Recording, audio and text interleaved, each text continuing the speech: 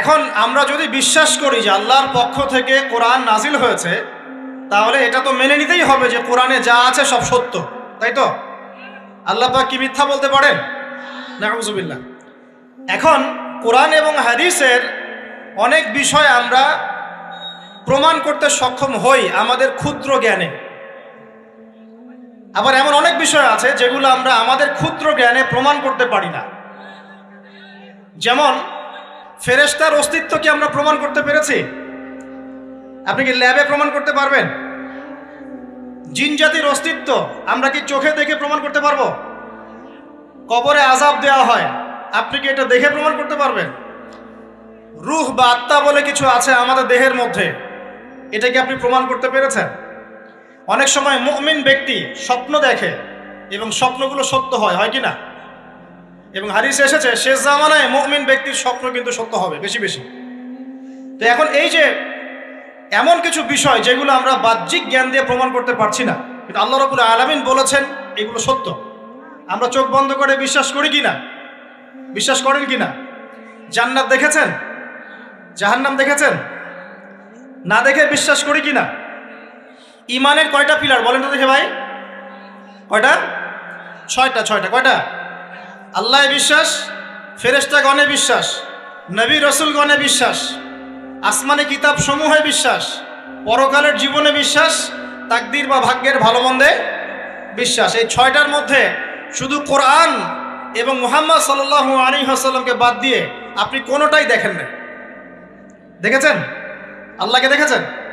ফেরেশতা মণ্ডলী, আগের আসমানি কিতাবগুলো, মুহাম্মদ সাল্লাল্লাহু আলাইহি ওয়াসাল্লামকে সাহাবীরা দেখেছেন, আপনি কি দেখেছেন? আগের নবী রাসূলদেরকে দেখেছেন? পরকালের জীবন দেখেছেন? তাকদীর বা ভাগ্যের ভালো মন্দ দেখেছেন? এই যে না দেখে যে আমরা বিশ্বাস করছি, এটার নাম হচ্ছে গায়েবে বিশ্বাস। কিসে বিশ্বাস? এটাই আল্লাহ পাক বলছেন আলিফ লাম মিম যালিকাল কিতাব লা রাইবা ফিহ। আলিফ লাম মিম, এটা এমন একটা কিতাব যেই কিতাব নিয়ে কোনো সন্দেহ সংশয় নাই। হুদাল লিল মুত্তাকিন, এই কিতাব মুত্তাকিদেরকে পথ দেখাবে। কারা মুত্তাকি? আল্লাযীনা ইউমিনুনা বিল গায়বি, যারা এই অদৃশ্যে বিশ্বাস করে। বলেন সুবহানাল্লাহ।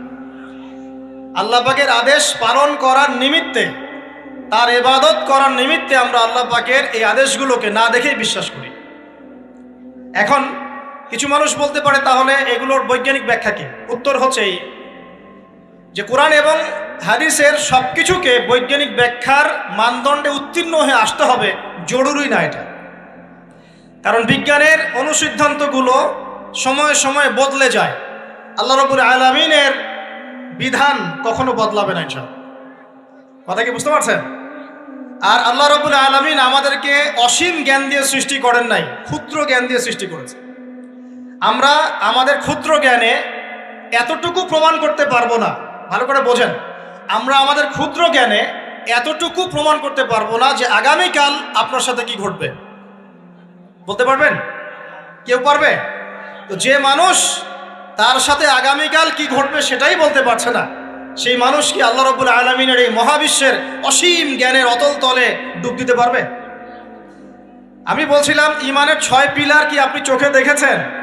তারপরে বিশ্বাস করি কিনা ভাই? আচ্ছা, এখন আমরা এই জায়গায় ছিলাম যে আল্লাহ পাকের জ্ঞানটা অসীম। আল্লাহ পাকের জ্ঞান কি ভাই? আমি অসীমের একটা উদাহরণ দিয়ে বোঝাচ্ছি। মনে করেন এখানে আমরা যারা উপস্থিত আছি, আমরা সবাই জান্নাতে চলে গেলাম, মনে করেন, আল্লাহ কবুল করুন। জান্নাতে যাওয়ার পরে কি সময় শেষ হয়ে যাবে? না, সময় আরো চলতে থাকবে। আচ্ছা, জান্নাতে যাওয়ার পরে 1 কোটি, 2 কোটি, 5 কোটি, 10 কোটি, 100 কোটি বছর পর এই জান্নাতীরা কি করবে, কি খাবে, কোথায় ঘুরবে, কোথায় ফিরবে, আল্লাহ রাব্বুল আলামিন এখনই সেটা জানেন। আলহামদুলিল্লাহ, বলেন আল্লাহু আকবার। আল্লাহকে চিনি একটু, আল্লাহ পাক এখনই সেটা জানেন, এই মুহূর্তে জানেন। যদি এখানে কোনো ভাই থাকেন, ফর এক্সাম্পল অমুক ভাইয়ের নাম আব্দুল্লাহ, এই ভাই মনে করেন জান্নাতে যাবেন ইনশাআল্লাহ, কথার কথা বলছে, কথার কথা। এখন তিনি জান্নাতে যাওয়ার 100 কোটি বছর পরে কোন হুরের সাথে কোথায় ঘুরে বেড়াবেন আল্লাহ পাক এখনই তা জানেন। আল্লাহ পাককে চিনতে শিখুন। আবার আমাদের মধ্যে আল্লাহ না করুক কেউ যদি জাহান্নামে যায়, সে ব্যক্তি জাহান্নামে যাওয়ার কোটি কোটি বছর পর কি আযাব ভোগ করবে আল্লাহ পাক এখনই এই মুহূর্তে সেটা জানেন। আলহামদুলিল্লাহ। এবং আগেও জানতেন। আল্লাহ পাকের কোনো শুরু নাই, আল্লাহ পাকের কোনো শেষ নাই। আল্লাহ পাকের কোনো শুরু নাই, আল্লাহ পাকের কোনো শেষ নাই। এমন নয় যে আল্লাহ পাক আমাদেরকে সৃষ্টি করে সৃষ্টিকর্তা হয়েছেন, রিজিক দাতা হয়েছেন, পালনকর্তা হয়েছেন, এমন নয়। সৃষ্টি করার আগে থেকেই আল্লাহ পাক সৃষ্টিকর্তা, পালনকর্তা, রিজিক দাতা সবকিছুই ছিলেন। বলেন আল্লাহু আকবার। আল্লাহ পাক একজন, তার কোনো শরীক নাই। আল্লাহ রাব্বুল আলামিনের জ্ঞান অসীম। এটার উদাহরণ হাদিসে দেয়া হয়েছে এভাবে যে মুসা এবং খিদির আলাইহিস সালাম নৌকায় সফর করছেন, একটা পাখি এসে নদী থেকে এক ফোঁটা পানি খেয়ে চলে গেল। তখন খিদির আলাইহিস সালাম বলছেন, হে মুসা, এই পাখিটা নদী থেকে যতটুকু পানি পান করতে পেরেছে, এই পানিটুকু হচ্ছে পুরো পৃথিবীর সমস্ত মাখলুকের জ্ঞান। আর এই পুরো নদীতে যত পানি আছে, এই সাগরে যত পানি আছে, এগুলো হলো আল্লাহ রাব্বুল আলামিনের জ্ঞান। আমি কি বুঝাতে পারছি ভাই? এখন সেই আল্লাহ রাব্বুল আলামিন যখন কোনো বিষয়কে সত্য বলবেন, সেটা সত্য কিনা? আল্লাহ পাক এখন বলছেন, আমি জিন আর মানব জাতিকে শুধু আমার ইবাদত করার জন্য সৃষ্টি করেছি। তার মানে জিন সত্য কিনা? আচ্ছা, একটু বলে দেই, মানুষের মধ্যে যেমন ভালো মন্দ আছে, জিন জাতির মধ্যেও কি আছে? ভালো মন্দ আছে।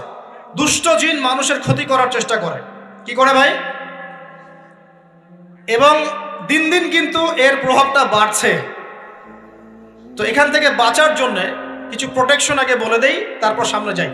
প্রত্যেক দিন সকালে এবং সন্ধ্যায় 3 বার করে সূরা ইখলাস পড়বেন। কুল হুয়াল্লাহু আহাদ, আল্লাহুস সামাদ, লাম ইয়ালিদ ওয়া লাম ইউলাদ ওয়া লাম ইয়াকুল লাহু কুফুয়ান আহাদ। সকালে সন্ধ্যায় কয়বার? 3 বার। আর 3 বার পড়বেন সূরা ফালাক, কুল আউযু বিরাব্বিল ফালাক, এই সূরা। আর 3 বার পড়বেন সূরা নাস, কুল আউযু বিরাব্বিন নাস। এটা প্রত্যেক ফরজ নামাজের পর একবার করে পড়বেন আয়াতুল কুরসি। আয়াতুল কুরসি কোন সূরা আছে? কত নম্বর আয়াত? মাশাআল্লাহ, 255। আল্লাহু লা ইলাহা ইল্লা হুয়াল হাইয়ুল কাইয়্যুম, এখান থেকে শেষ পর্যন্ত। আর কি করবেন? রাতের বেলা ঘুমানোর সময় পড়বেন সূরাতুল বাকারা, এর শেষের 2টা বা 3টা আয়াত। লিল্লাহি মা ফিস সামাওয়াতি ওয়া মা ফিল আরদ, এখান থেকে ফানসুরনা আলাল কওমিল কাফিরিন পর্যন্ত। নবী সাল্লাল্লাহু আলাইহি ওয়াসাল্লাম বলেছেন, রাতের বেলা কেউ যদি সূরা বাকারার শেষের এই 2টা 3টা আয়াত পড়ে ঘুমায়, সারা রাত আপনি যদি ইবাদতে থাকতেন যে নেকি পেতেন, এটা পড়ে ঘুমানোর ফলে সেই নেকি পাবেন ইনশাআল্লাহ। এখন বলেন দেখি, কতজনের সূরা বাকারার শেষের 3টা আয়াত মুখস্থ আছে? মাশাআল্লাহ। এখন বলেন আমাকে, আল কোরআনের আলো ঘরে ঘরে কি জ্বলবে? বলেন। শোনেন, আমার কথা রাগ করেন না। আমরা তো সবাই চাই যে আল্লাহর কোরআন আল্লাহর জমিনে প্রতিষ্ঠা লাভ করুক, চাই কি না? তাহলে সবার আগে নিজের মধ্যে কোরআন কায়েম করতে হবে। কোথায়? আগে নিজের উপর কোরআন কায়েম করুন, নিজের উপর সুন্নাহ কায়েম করুন, নিজের উপর দিন কায়েম করুন। ইনশাআল্লাহ দিন ঘরে ঘরে পৌঁছে যাবে। প্রত্যেক ঘরের মানুষ এই নিয়াত করতে পারি কি ইনশাআল্লাহ যে আমরা সবাই কোরআন পড়া শিখবো ইনশাআল্লাহ? কোরআনের বাছাই করা কিছু আয়াত অন্তত মুখস্থ করবো ইনশাআল্লাহ। পুরা কোরআন তোমাদেরকে মুখস্থ করতে বলছি না, হয়তো অনেকে পারবে না, যারা পেরেছে তারা সৌভাগ্যবান, আলহামদুলিল্লাহ। কমপক্ষে সূরা বাকারার শেষের 3টা আয়াত পারবো না ভাই?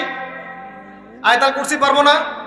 সূরা ফালাক, সূরা নাস, সূরা ইখলাস, সূরা কাফিরুন, সূরা হাশরের শেষের 3টা আয়াত, সূরা কাহাফ এর প্রথম 10 শেষ 10 আয়াত, সূরা কাহাফ প্রথম 10 শেষ 10 আয়াত, সূরা সফফাত এর প্রথম 10 আয়াত, সূরা আর রহমান, সূরা ইয়াসিন, সূরা মুলক। এই যে কমন জিনিসগুলো, এগুলো মুখস্থ করতে পারবো না ভাই ইনশাআল্লাহ? আল্লাহ পাক সবাইকে তৌফিক দান করুন, বলি আমিন। আর এখন যারা বিয়ে শাদী করেন নাই, নিয়াত করেন যে আপনাদের ঘরে যে সন্তান আসবে, আচ্ছা সন্তানের আগে বউয়ে আসি নাকি? আচ্ছা, যারা বিয়ে শাদী করেন নাই নিয়াত করেন, দিনদার, মুত্তাকি, পরহেজগার, কোরআনওয়ালা মেয়ে ছাড়া বিয়ে করার দরকার নেই। বাস বাস বাস বাস বাস। শোনেন, এর মানে এই নয় যে খালি মাদ্রাসার মেয়েদেরকে বিয়ে করবেন, বরং এমন অনেক দিনী বোন আছেন আমাদের, স্কুল কলেজ ইউনিভার্সিটিতে পড়েন, তারা অনেক বেশি দিন চর্চা করেন। মাশাআল্লাহ। আমি বলেছি কোরআনওয়ালা, দিনদার, পর্দাশীল নারী বিয়ে করবেন। এবং দ্বিতীয় নিয়াত করেন, যে সন্তানই হবে কমপক্ষে একটা সন্তানকে হাফেজে কোরআন বানাবেন ইনশাআল্লাহ, একটা সন্তানকে আলেম বানাবেন ইনশাআল্লাহ। আপনার মেয়ে হলে সেই মেয়েকে আয়েশা রাদিয়াল্লাহু আনহার মতো বানান ইনশাআল্লাহ। আপনার ছেলে হলে আপনার ছেলেকে আবু বকর, ওমর, ওসমান, আলী রাদিয়াল্লাহু আনহুম আজমাইন তাদের আদর্শে করে তোলেন ইনশাআল্লাহ। পারা যাবে না ভাই? যখন ঘরে ঘরে কোরআনওয়ালা মানুষ তৈরি হবে না, আল্লাহর জমিনে আল্লাহর দ্বীন এমনি প্রতিষ্ঠা হয়ে যাবে ইনশাআল্লাহ। বাতিল কোন দিক পালিয়ে যাবে ঠিক নাই? সবকিছু শেষ আছে না বলেন তো? সব কিছু শেষ আছে। নমরুদ আছে না নাই? দুনিয়াতে আছে। মানুষ তার নামও স্মরণ করে। যখন সে দুনিয়া ছিল মনে হচ্ছিল দুনিয়াটাই তার, তখন মনে হচ্ছিল কি দুনিয়াটাই নমরুদের। ফেরাউন দুনিয়া আছে না নাই? আছে। তার নামও কি মানুষ স্মরণ করে? যখন ফেরাউনের রাজত্ব ছিল, যুগ ছিল, তখন মনে হতো যে পুরো দুনিয়াটাইও।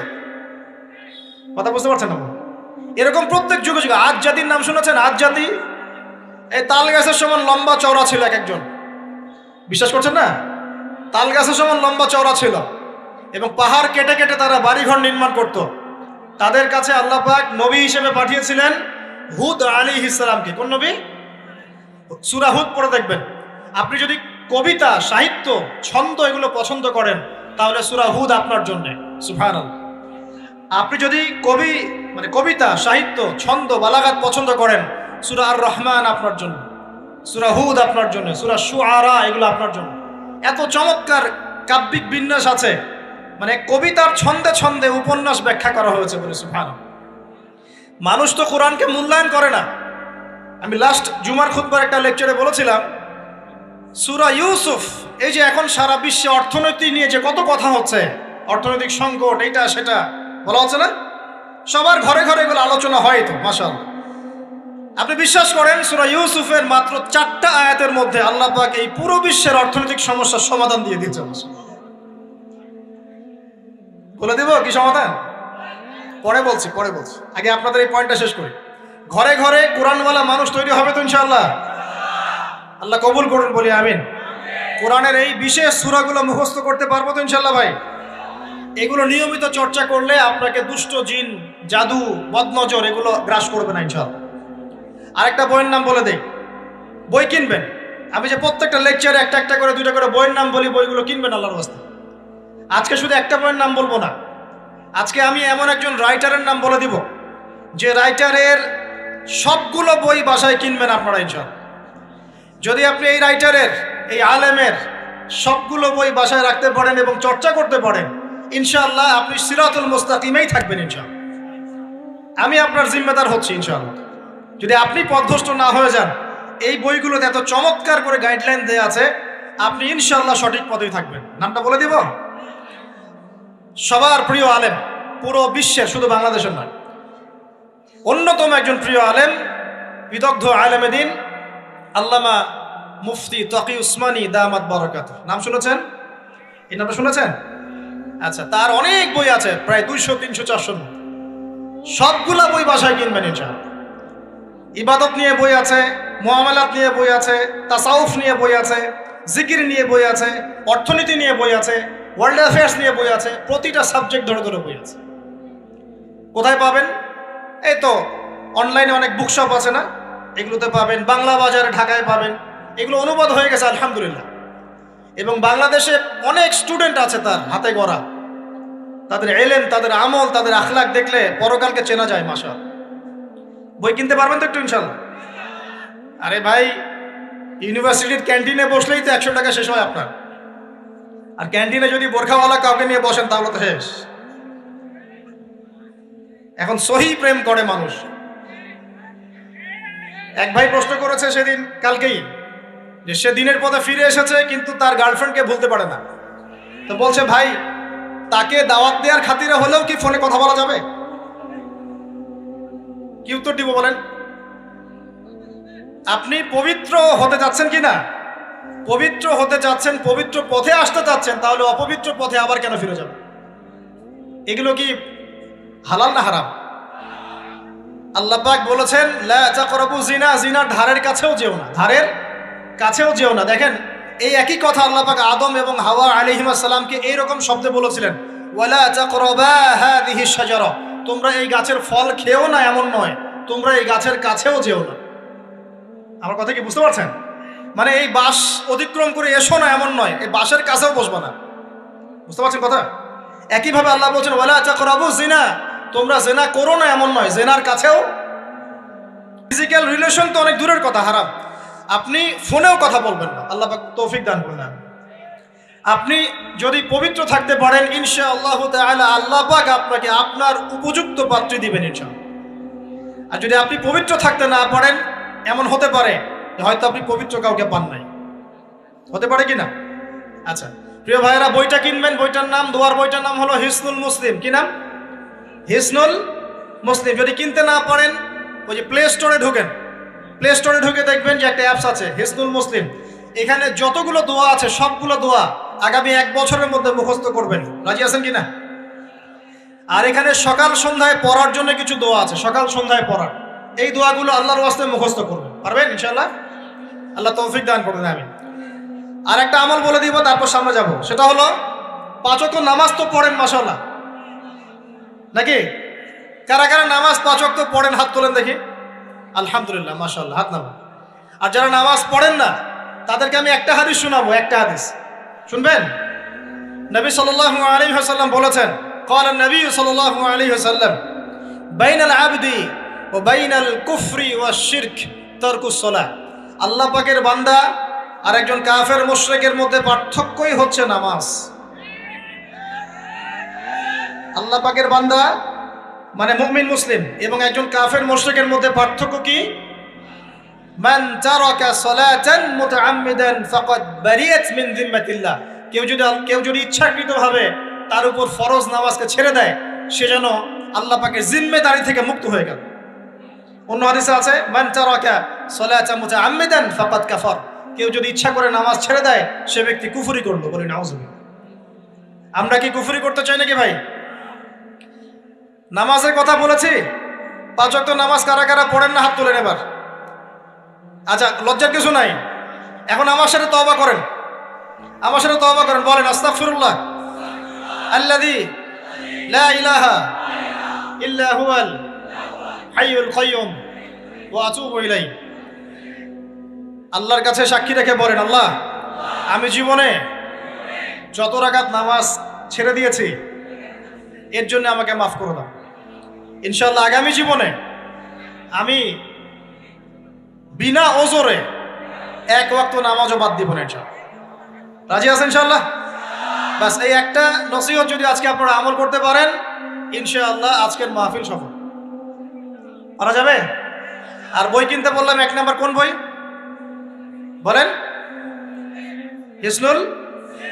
আর কোন আলেমের নাম বলেছে? আল্লামা, জোরে বলেন। তার অনেকগুলো বই আছে, কেনার চেষ্টা করবেন তো ইনশাআল্লাহ। আল্লাহ পাক তৌফিক এনায়েত করুন, বলি আমিন। তাহলে আমরা সূরা যারিয়াতের 56 নম্বর আয়াতে কি শিখেছি ভাই? আল্লাহ রাব্বুল আলামিন আমাদেরকে সৃষ্টি করেছেন কেন? তার ইবাদত করার জন্য আছে। এখন আমাকে বলেন যে আল্লাহ পাকের ইবাদত করার জন্য আল্লাহ পাক এই দুনিয়াতে আমাদেরকে কত বছর সময় দিয়েছেন বলেন দেখি। সর্বোচ্চ কত হবে?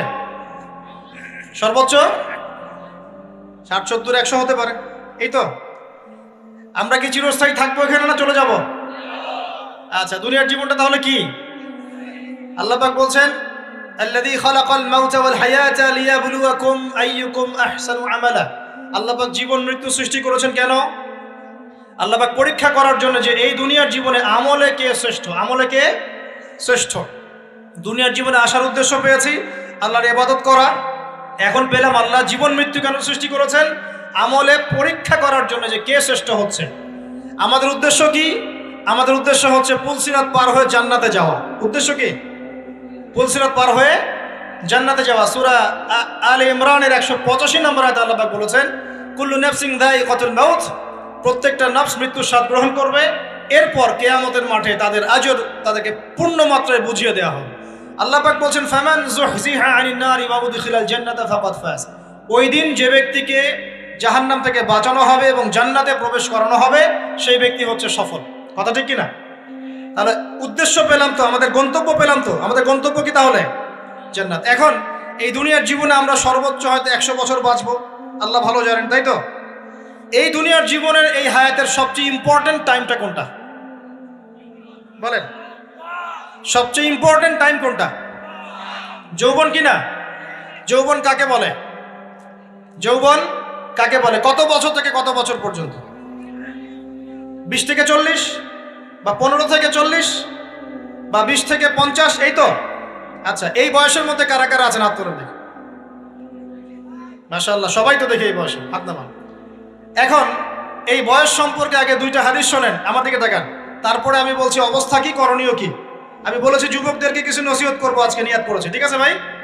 আচ্ছা, যুবকদের সম্পর্কে প্রথম হাদিস, রাসূল সাল্লাল্লাহু আলাইহি ওয়াসাল্লাম বলেছেন, কিয়ামতের মাঠে মানুষ যখন উঠবে, আমরা উঠবো কি না? আচ্ছা, নাকি উঠবো না? যারা আগুনে পুড়ে গেছে তারা উঠবে কিনা? যারা পানিতে ডুবে গেছে, যাদের লাশও খুঁজে পাওয়া যায় নাই, উঠবে কিনা? উঠবে। আচ্ছা, যখন মানুষ উঠবে তখন তাকে 5টা প্রশ্ন করা হবে। কয়টা ভাই? এই 5টা প্রশ্নের আগে সে তার পা সামনেও ফেলতে পারবে না, পিছনেও ফেলতে পারবে না। আমরা কি একটু চিন্তা করতে পারছি কত ভয়ঙ্কর হবে বিষয়টা? এই সামান্য গরমে আমাদের অবস্থা খারাপ, সূর্য সেদিন সামনে নিচে, আর মানুষ উঠে দাঁড়িয়ে আছে। তাদেরকে 5টা প্রশ্ন করা হবে, যতক্ষণ পর্যন্ত প্রশ্নের উত্তর দিতে পারছে না, সামনেও যেতে পারবে না, পিছনেও আসতে পারবে না, পা নড়াতে পারবে না। 1, তোমার পুরো জীবনটা তুমি কোন কাজে ব্যয় করেছো? উত্তর কি রেডি আছে আমাদের কাছে? আমরা কি বলতে পারবো, হে আল্লাহ, আমরা আমাদের পুরো জীবন তোমার ইবাদত করে কাটিয়েছি? 2, তোমার যৌবন স্পেশালি তুমি কোন কাজে ব্যয় করেছো? তোমার যৌবন তুমি স্পেশালি কোন কাজে ব্যয় করেছো? যুবকরা কি উত্তর দেওয়ার জন্য প্রস্তুত আছে যে আমাদের যৌবন আমরা আল্লাহর পথে কাটিয়েছি? সবাই কি বলতে পারবো? 3 নাম্বার, তোমার রিজিকের উৎস কি ছিল? কোন পথে সম্পদ অর্জন করেছো? 4 নাম্বার, কোন পথে সম্পদ ব্যয় করেছো? কোন কোন খাতে সম্পদ ব্যয় করেছো? আমরা কি আমাদের আয় এবং ব্যয়ের হিসাব দেওয়ার জন্য প্রস্তুত? 5, তোমাকে আমি যে জ্ঞান দিয়েছিলাম সেই জ্ঞান অনুযায়ী আমল করেছো কিনা? আল্লাহ পাক আমাকে আপনাদের সবাইকে তৌফিক দান করে নেন, জানা অনুযায়ী আমল করার তৌফিক দান করে নেন। এই 5টা প্রশ্নের মধ্যে যৌবনকাল ইম্পর্টেন্ট কিনা ভাই? গুরুত্বপূর্ণ কিনা? মাথায় রাখি। সামনে একটা হাদিস শুনুন, রাসূল সাল্লাল্লাহু আলাইহি সাল্লাম বলছেন, কে এই কিয়ামতের মাঠেই 7 শ্রেণীর মানুষকে আল্লাহ পাক বিশেষ মেহমানদারির ব্যবস্থা করবেন, আরশের ছায়ায় ছায়া দিবেন ইনশাআল্লাহ। কোথায় ছায়া দিবেন? ওই দিন এই ছায়া ছাড়া অন্য কোনো ছায়া থাকবে না। নবী সাল্লাল্লাহু আলাইহি ওয়াসাল্লাম বলছেন, তার মধ্যে প্রথম শ্রেণী হচ্ছে ইমামুন আদিল, ন্যায়পরায়ণ শাসক। ন্যায়পরায়ণ, আচ্ছা, ন্যায়পরায়ণ শাসকের একটা এক্সাম্পল দেই। মক্কার জাহেলি যুগে সাহাবীরা ঈমান নিয়ে এসেছেন, বাস তাদের উপর নির্মম নির্যাতন শুরু হয়ে গেছে, আবু জেহেল, আবু লাহাব, উতবা, শায়বা। তখন সাহাবীরা আল্লাহ রাসূলের কাছে এসে বলছেন, ইয়া রাসূলুল্লাহ, আপনি একটু বদদুয়া করেন, তাদের উপর বদদুয়া করেন, আমরা তো আর পারছি না। নবী সাল্লাল্লাহু আলাইহি ওয়াসাল্লাম বললেন, তোমরা মক্কা থেকে হিজরত করে হাবাসায় চলে যাও। কোথায়? হাবাসা। হাবাসা মানে হচ্ছে আবিসিনিয়া। আবিসিনিয়া মানে এখনকার ইথিওপিয়া, ইরিত্রিয়া। নাম শুনেছেন কি? বিশেষ কোচিং তো করছেন অনেকে। আফ্রিকা মহাদেশের একটা ছোট্ট দেশ ইরিত্রিয়া, ওখানে চলে যাও। তখন বলেছিলেন তিনি হাবাসায় চলে যাও। সাহাবীরা জিজ্ঞাসা করছেন, হাবাসায় কেন? নবী সাল্লাল্লাহু আলাইহি ওয়াসাল্লাম বলছেন, সেখানে একজন খ্রিস্টান ন্যায়পরায়ণ শাসক আছেন, যার রাজ্যে কেউ জুলুমের শিকার হয় না। কি বললাম বলেন তো? হাবাসা কে আছেন? একজন মুসলিম না খ্রিস্টান? খ্রিস্টান ন্যায়পরায়ণ শাসক আছেন, যার রাজ্যে কেউ জুলুমের শিকার, মুসলমান নন এমন একজন শাসকের প্রশংসা করে আমাদের নবীজি বললেন, তার রাজ্যে কেউ জুলুমের শিকার হয়। সুবহানাল্লাহ। সাহাবীরা সেখানে হিজরত করলেন, নেতৃত্ব দিয়েছেন জাফর বিন আবি তালিব রাদিয়াল্লাহু আনহু। সেই সাহাবী বাদশাহ নাজাশী, তার নাম ছিল বাদশাহ নাজাশী, তার সামনে দাঁড়িয়ে সূরা মারিয়াম তেলাওয়াত করেছিলেন। ওই সূরা মারিয়ামে ইয়াহইয়া, জাকারিয়া, ঈসা, তার মা, এই গল্প ঘটনাগুলো আছে। এই সূরার তেলাওয়াত শুনে বাদশাহ নাজাশীর চোখ দিয়ে পানি পড়তে পড়তে দাড়ি ভিজে গিয়েছে। সুবহানাল্লাহ। শেষে তিনি ঈমান নিয়ে আসেন, মুসলমান হন, আলহামদুলিল্লাহ। আমাদের নবীজি তার জানাজার নামাজ পড়েছিলেন, আমাদের নবীজি তার গায়েবানা জানাজার নামাজও পড়েছেন, বলে সুবহানাল্লাহ। এখানে একটা পয়েন্ট খালি বলতে চাই, একজন অমুসলিম শাসক সম্পর্কে আমাদের নবীজি মন্তব্য করেছিলেন তার রাজ্যে কেউ জুলুমের শিকার হয় না। আর আজকের দিনে সারা বিশ্বের কোনো কোনো ক্ষেত্রে মুসলিম শাসকদের ব্যাপারেও এই কথা বলা যায় না যে তার রাজ্যে কেউ জুলুমের শিকার হয়। আল্লাহ পাক বলছেন আরশের ছায়া আমি ছায়া দিব 7 শ্রেণীর মানুষকে। কয় শ্রেণী? তার মধ্যে প্রথম শ্রেণী হচ্ছে ইমামুন আদিল, ন্যায়পরায়ণ শাসক। আল্লাহ পাক আমাদের সমস্ত শাসকদেরকে ন্যায়পরায়ণ হওয়ার তৌফিক দান করুন। 2 নাম্বার, সেই যুবককে আমি সেখানে আশ্রয় দিব যেই যুবক তার যৌবনকালটা আল্লাহর পথে কাটিয়ে দিয়েছে। এবার কি হাদিসটা আপনি পেয়েছেন? এর আগের হাদিস কি শুনলেন? পা নড়াতে পারবেন না যতক্ষণ পর্যন্ত এই প্রশ্নের উত্তর না দিচ্ছেন যৌবনকাল কোন পথে ব্যয় করেছেন। এখন যদি আল্লাহর পথে ব্যয় করেন তাহলে আরশের ছায়া ছায়া পাচ্ছেন, আলহামদুলিল্লাহ। বাকিগুলো কারা কারা একটু বলে দেই।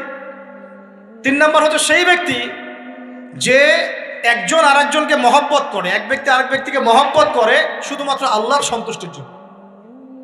কথা কি বুঝতে পারছেন? এই মহব্বত আবার এই ছেলে মেয়ের ফ্রি মিক্সিং না। কথা বুঝতে পারেনি? দিনের খাতিরে মহব্বত, আল্লাহর জন্য মহব্বত, আল্লাহর জন্য।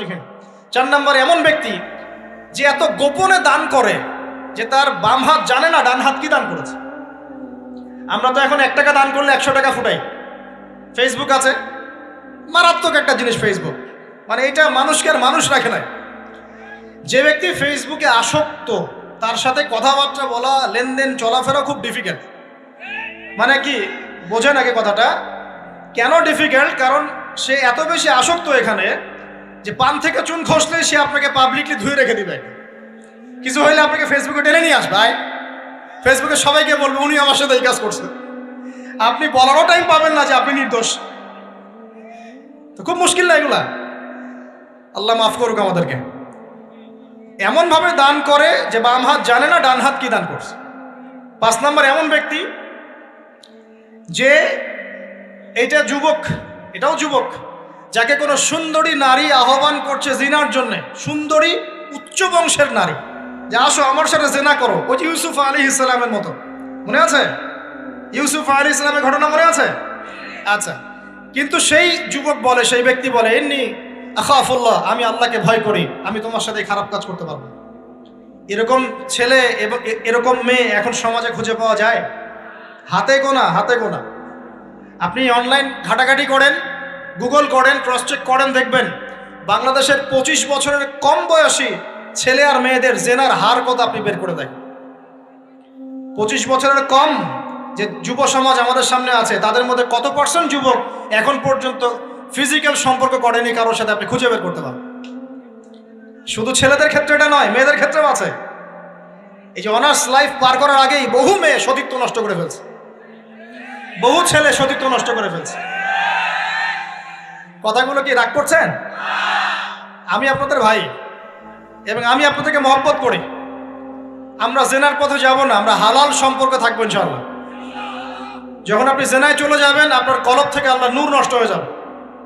এটা এমন একটা পাপ যেটা করার পর মানুষ আল্লাহর সামনে মাথা তুলে দাঁড়াতে পারে না, লজ্জায় চোখ নেমে যায়, ইবাদতে স্বাদ পায় না। যখন হারাম সম্পর্কে, ফ্রি মিক্সিং, এগুলোতে মানুষ থাকে, ইবাদতে মানুষ স্বাদ পায় না। দিনের পর দিন ইবাদত করে মনোযোগ আসে না, মন লাগে না, চোখ দিয়ে একটু পানি বের হয় না, আল্লাহর জন্য কাঁদতে পারে না, কারণ মনের মধ্যে তো নূর নাই।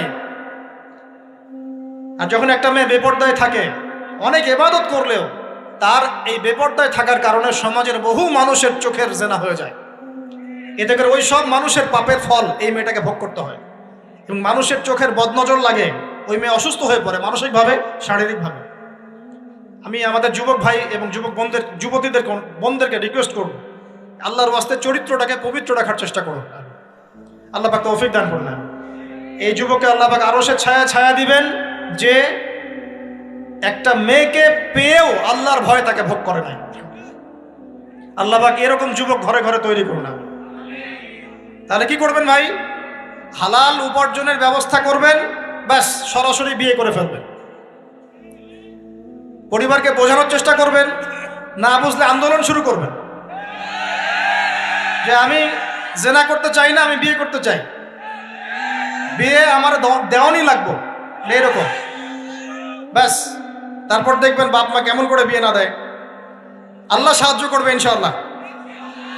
আল্লাহ আমাদের যুবক ভাইদেরকে চরিত্র হেফাজত করার স্বার্থে বিয়েকে সহজ করে দিন। আমি আবার কাউরে নিয়ে পালায় যায় না, ওই কাজ করতে যায় না কিন্তু আবার, ঠিক আছে? কারণ এভাবে কোর্টে গিয়েও যদি একটা মেয়ে বিয়ে করে, এই বিয়ের জায়েজ না জায়েজ নিয়ে অনেক কথা আছে। অতএব এইসব ঝুঁকির মধ্যে যাবেন না, বাসায় বোঝানোর চেষ্টা করবেন। আর এক শ্রেণীর ব্যক্তি আছে যাদেরকে আল্লাহ পাক আরশের ছায়া ছায়া দিবেন। তারা কারা? যারা গোপনে আল্লাহকে স্মরণ করে কাঁদতে পারে। বলি সুবহানাল্লাহ। এখন এই দুটো হাদিসের মধ্যে যুবকদের অবস্থান কি পেয়েছেন? আচ্ছা, আরেকটা শোনাই এবার। নবী সাল্লাল্লাহু আলাইহি ওয়াসাল্লাম বলেছেন, 5টা জিনিস আসার আগেই 5টা বিষয়কে মূল্যায়ন করো। 1, তোমার বার্ধক্য আসার আগেই তোমার যৌবনকে মূল্যায়ন করো। যৌবনের গুরুত্ব পেলেন তো এবার? তোমার মৌত আসার আগেই তোমার জীবনকে মূল্যায়ন করো। অসচ্ছলতা আসার আগেই সচ্ছলতাকে মূল্যায়ন করো। অসুস্থতা আসার আগেই সুস্থতাকে মূল্যায়ন করো। এবং এই যে কথাটা বললাম যে তোমার বার্ধক্য আসার আগেই যৌবনকালটাকে মূল্যায়ন করো। এই হাদিসগুলোর মধ্যে আমরা সংক্ষিপ্ত পরিসরে যৌবনকালের গুরুত্ব পাচ্ছি কিনা ভাই? এখন এই যৌবনকালটা আমাদের কাটানো উচিত আল্লাহ পাকের ইবাদতের মধ্য দিয়ে। এই যৌবনকালটা আমাদের কাটানো উচিত কয়েকটা বিষয়ের মধ্য দিয়ে। তার মধ্যে আমি 10টা পয়েন্ট আপনাকে বলবো। কয়টা ভাই? 10টা। 1, এই যৌবনকালে সবার আগে আমাদের কর্তব্য হচ্ছে দ্বীনের ইলম অর্জন করা। কি করা ভাই? দ্বীনের ইলম অর্জন বলতে আমি কি বোঝাচ্ছি? দ্বীনি ইলম অর্জন বলতে আপনাকে আমি বোঝাচ্ছি যে কমপক্ষে কোরআনটুকু তেলাওয়াত করতে শিখুন, হাদিসগুলো পড়তে শিখুন, ইসলামী বইপত্র পড়াশোনা করুন, পাশাপাশি জেনারেল সাবজেক্টগুলোও পড়াশোনা করুন। এদিকে আপনি এগিয়ে যান, এদিকেও এগিয়ে যান, দুই দিকে আগাতে থাকেন। এর পাশাপাশি বরেণ্য ওলামায়ে কেরামদের সোহবতে থাকার চেষ্টা করেন। যারা রিনাউন্ড এবং বরেণ্য ওলামায়ে কেরাম, তাদের সোহবতে থাকার চেষ্টা করেন। ইলম অর্জনের অনেক ধাপ আছে। শুরু করেন কোরআন তেলাওয়াত দিয়ে, তারপরে আস্তে আস্তে হাদিসে যান, কোরআনের তাফসিরে যান, ইতিহাস পড়েন, ইসলামের ইতিহাস পড়েন, ইসলামিক অর্থনীতি পড়েন, রাসূলের জীবনী সিরাত পড়ে দেখেন, ইসলামিক ফিখের বইগুলো পড়ে দেখেন। আস্তে আস্তে গ্র্যাজুয়ালি আপনি সামনে যান। এই সিলেবাসটা আপনি কোত্থেকে পাবেন? এই সিলেবাসটা দেখবেন প্রত্যেক জেলায় জেলায় বরেণ্য কওমি ওলামায়ে কেরাম আছেন না, তাদের সাথে পরামর্শ করবেন, আপনাকে সুন্দর সিলেবাস করে দিবে ইনশাআল্লাহ। এইভাবে আপনি পড়াশোনা করবেন এবং ওস্তাদের সাথে থেকে পড়াশোনা করবেন। একা একা সব কিছু করা যায়? একা একা সব কিছু করা যায় না। একটা সিলসিলা লাগে, একটা ওস্তাদের সোহবত লাগে নাকি? একা একা কি কোরআন সুন্নাহ সব বুঝে ফেলতে পারবেন আপনি? তাই মনে হয়? কখনোই না। অতএব বরেণ্য আলেমদের সোহবতও লাগবে, আবার আপনার চেষ্টাও লাগবে। আল্লাহ পাক তৌফিক দান করুন। এই যৌবনকালের প্রথম কাজ কি ভাই? ইলম অর্জন করা। 2 নম্বর, এই যৌবনকালে আমরা যে পরিমাণ ফিজিক্যালি ফিট থাকি, শরীরে শক্তি থাকে, উদ্যম থাকে, আমাদের বয়সটা 40-50 হয়ে গেলে সেটা থাকবে না। থাকবে? অতএব এই যৌবনকালে বেশি বেশি ইবাদত করতে থাকেন। আল্লাহ পাক তৌফিক দান করুন। এই যৌবনকালে 5 ওয়াক্ত নামাজ তো পড়বেনই, এর পাশাপাশি নফল নামাজগুলো পড়ার চেষ্টা করুন। এর পাশাপাশি আপনি চেষ্টা করবেন তাহাজ্জুদের ওয়াক্তে একটু নামাজ পড়ার জন্য, কমপক্ষে 2 রাকাত, কমপক্ষে 2 রাকাত, অ্যাটলিস্ট 2 রাকাত নামাজ তাহাজ্জুদের সময় পড়ার চেষ্টা করি। আল্লাহ আমাকে তৌফিক দিক, আপনাদের সবাইকে তৌফিক দান করুন। ওই সময় আপনি যে দোয়াই করবেন আল্লাহর কাছে কবুল হবে ইনশাআল্লাহ। যে দোয়াই করবেন আল্লাহ কবুল করবেন ইনশাআল্লাহ। যদি আপনার রিজিকটা কি হয়? হালাল হয়। হারাম রিজিক দিয়ে ইবাদত কবুল হয়? হারাম রিজিকের দোয়া কবুল হয়? কবুল হয় না। 3 নাম্বার, এই যৌবনকালে আমরা রাসূলের সুন্নতের উপর বেশি আমল করবো ইনশাআল্লাহ। করা যাবে ইনশাআল্লাহ? তাহলে নিয়াত করতে পারি যে ইনশাআল্লাহ চেহারাগুলো পরিবর্তন হবে। চেহারা পরিবর্তন মানে কি? হ্যাঁ, রাখা যাবে না? এখনো গজায় নাই। প্রত্যেক সপ্তাহে আপনাকে নবীর সুন্নতের উপর এরকম করে কুরবানি এবং জবাই করতে কে বলেছে? নবী সাল্লাল্লাহু আলাইহি ওয়াসাল্লামের সুন্নতকে জবাই করাটা কি ভালো কাজ? হ্যাঁ বলেন তো। আমরা তো এমন অনেক নাপিত ভাইদেরকে চিনি যারা এই ধরনের বক্তব্যগুলো শুনে আলহামদুলিল্লাহ জীবন পরিবর্তন করেছেন। তার দোকানে লিখে দিয়েছেন এখানে চুল কাটা হয়, দাড়ি শেভ করা হয় না। খুশি হন নাই? মুসলিমদের কথা বলছি, অমুসলিমদেরকে নিয়ে আমাদের চিন্তা নাই তো? চিন্তা আছে? একটা কথা মনে রাখবেন, একটু কথাটা মনের কান দিয়ে শোনেন। দাড়ি হচ্ছে একমাত্র ভিজিবল সুন্নত। দাড়ি হচ্ছে একমাত্র ভিজিবল সুন্নত। ভিজিবল মানে কি? যা দেখা যায়। দাড়ি একমাত্র ভিজিবল সুন্নত, দৃশ্যমান সুন্নত, যেটা নিয়ে আপনি আমি কবরে যাবো ইনশাআল্লাহ। আর কোন সাইন দেখে বোঝার বুদ্ধি নাই এই ব্যক্তি কত বড় মুসলিম, কত বড় সুন্নতের পাবন ছিল। খালি কপালের সেজদার দাগ আর চেহারার দাড়ি বাকি থাকবে। কথা বুঝতে পারছেন ভাই? নিয়াত করা যায় একটু দাড়ি ছেড়ে দিব, নাকি দাড়ি রাখলে চাকরি পাবেন না? দাড়ি রাখলে মেয়ে দিবে না নাকি? তো যে মেয়ে দাড়ি রাখলে বিয়ে করতে চায় না তাকে বিয়ে করারও দরকার নাই। আর দাড়ি রাখলে যে চাকরি আপনাকে ছাড়তে হয় ওই চাকরিও করার দরকার নেই। চাকরির মধ্যে সব রিজিক আপনার মনে হয়? রিজিকের সবচেয়ে বড় অংশ আছে কিসের মধ্যে? বিজনেসের মধ্যে। যারা বিজনেস করে তাদের আন্ডারেই লক্ষ লক্ষ মানুষ চাকরি করে।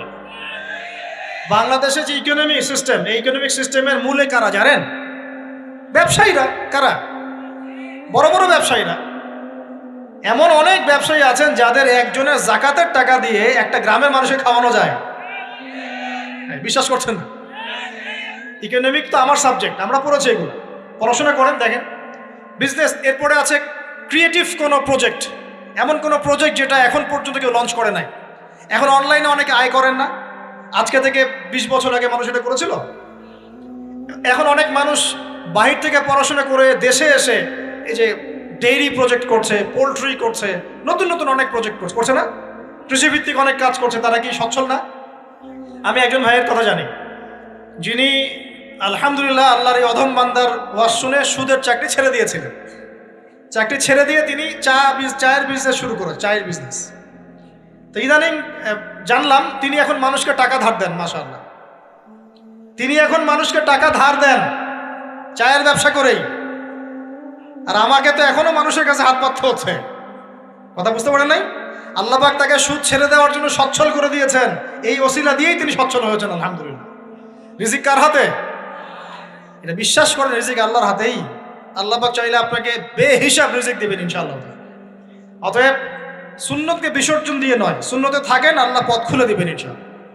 আল্লাহ পাক তৌফিক দান করুন। যুবক ভাইদেরকে বলছিলাম, তাহলে প্রথম কাজ আমাদের ইলম অর্জন করা, তারপরে কি ভাই? নামাজের পাবন্দ হওয়া, আর নামাজ ফরজের পাশাপাশি নফলগুলোও চর্চা করা। 3 নম্বর বলেছি রাসূলের সুন্নতের উপর একদম ইস্তেকামা, দৃঢ়ভাবে আমল করা। আর সুন্নত শিখতে হলেই তো 3 দিনের জন্য বেরিয়ে যান, 7 দিনের জন্য, 40 দিনের জন্য বেরিয়ে যান। সুন্নত শিখিয়ে আপনাকে বাসায় পাঠাই দেবে ইনশাআল্লাহ।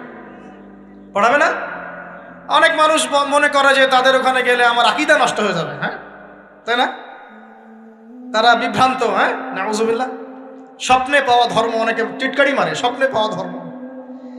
এইসব ব্যঙ্গের ছাতার মতো আদর্শের দিকে মুখ ফিরাবেন না। মাকবুল জামা, যেগুলো মাকবুল জামা, ক্লাসিক্যাল ইসলামের মধ্যে থাকেন, আপনি বিভ্রান্ত হবেন না। তারা আপনাকে কখনো খারাপ কাজে আদেশ করেছে? কত চোর ডাকাত মদখোর মানুষ সেখানে গিয়ে 5 ওয়াক্ত নামাজি হয়ে গেছে, সুদের ব্যবসা ছেড়ে দিয়েছে, মাদক ছেড়ে দিয়েছে, আল্লাহর ওলি হয়ে গেছে আলহামদুলিল্লাহ। তো আপনাকে তারা সুন্নত শিখিয়ে বাসায় পাঠিয়ে দিবে। এছাড়া আপনি অন্যভাবে শিখতে চলে শিখবেন, সমস্যা কি? যদি মাদ্রাসায় পড়ার তৌফিক থাকে তাহলে পড়বেন।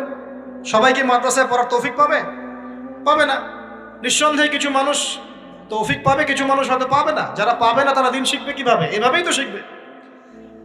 সুন্নতের উপর আমল করতে হবে, এটা সবচেয়ে বড় কথা। আল্লাহ পাক আমাদের সবাইকে সুন্নাহর উপর আমল করে তৌফিক দান করুন। 4 নম্বর ভাই, যৌবনকালে আমরা আমাদের সময়গুলোকে মূল্যায়ন করবো ইনশাআল্লাহ। কথা বুঝতে পারছি ভাই? সময় মূল্যায়ন কেমন? আপনার দিন রাতের একটা রুটিন থাকবে, এলোমেলো লাইফ লিড করবেন না। এই যে আমরা, আল্লাহ মাফ করুক, আমরা এখন 3টায় 2টায় 4টায় ঘুমাই, 12টা 1টা 2টায় উঠি, নাউজুবিল্লাহ। এতে করে কি আমাদের রুটিন লাইফটা ঠিক আছে?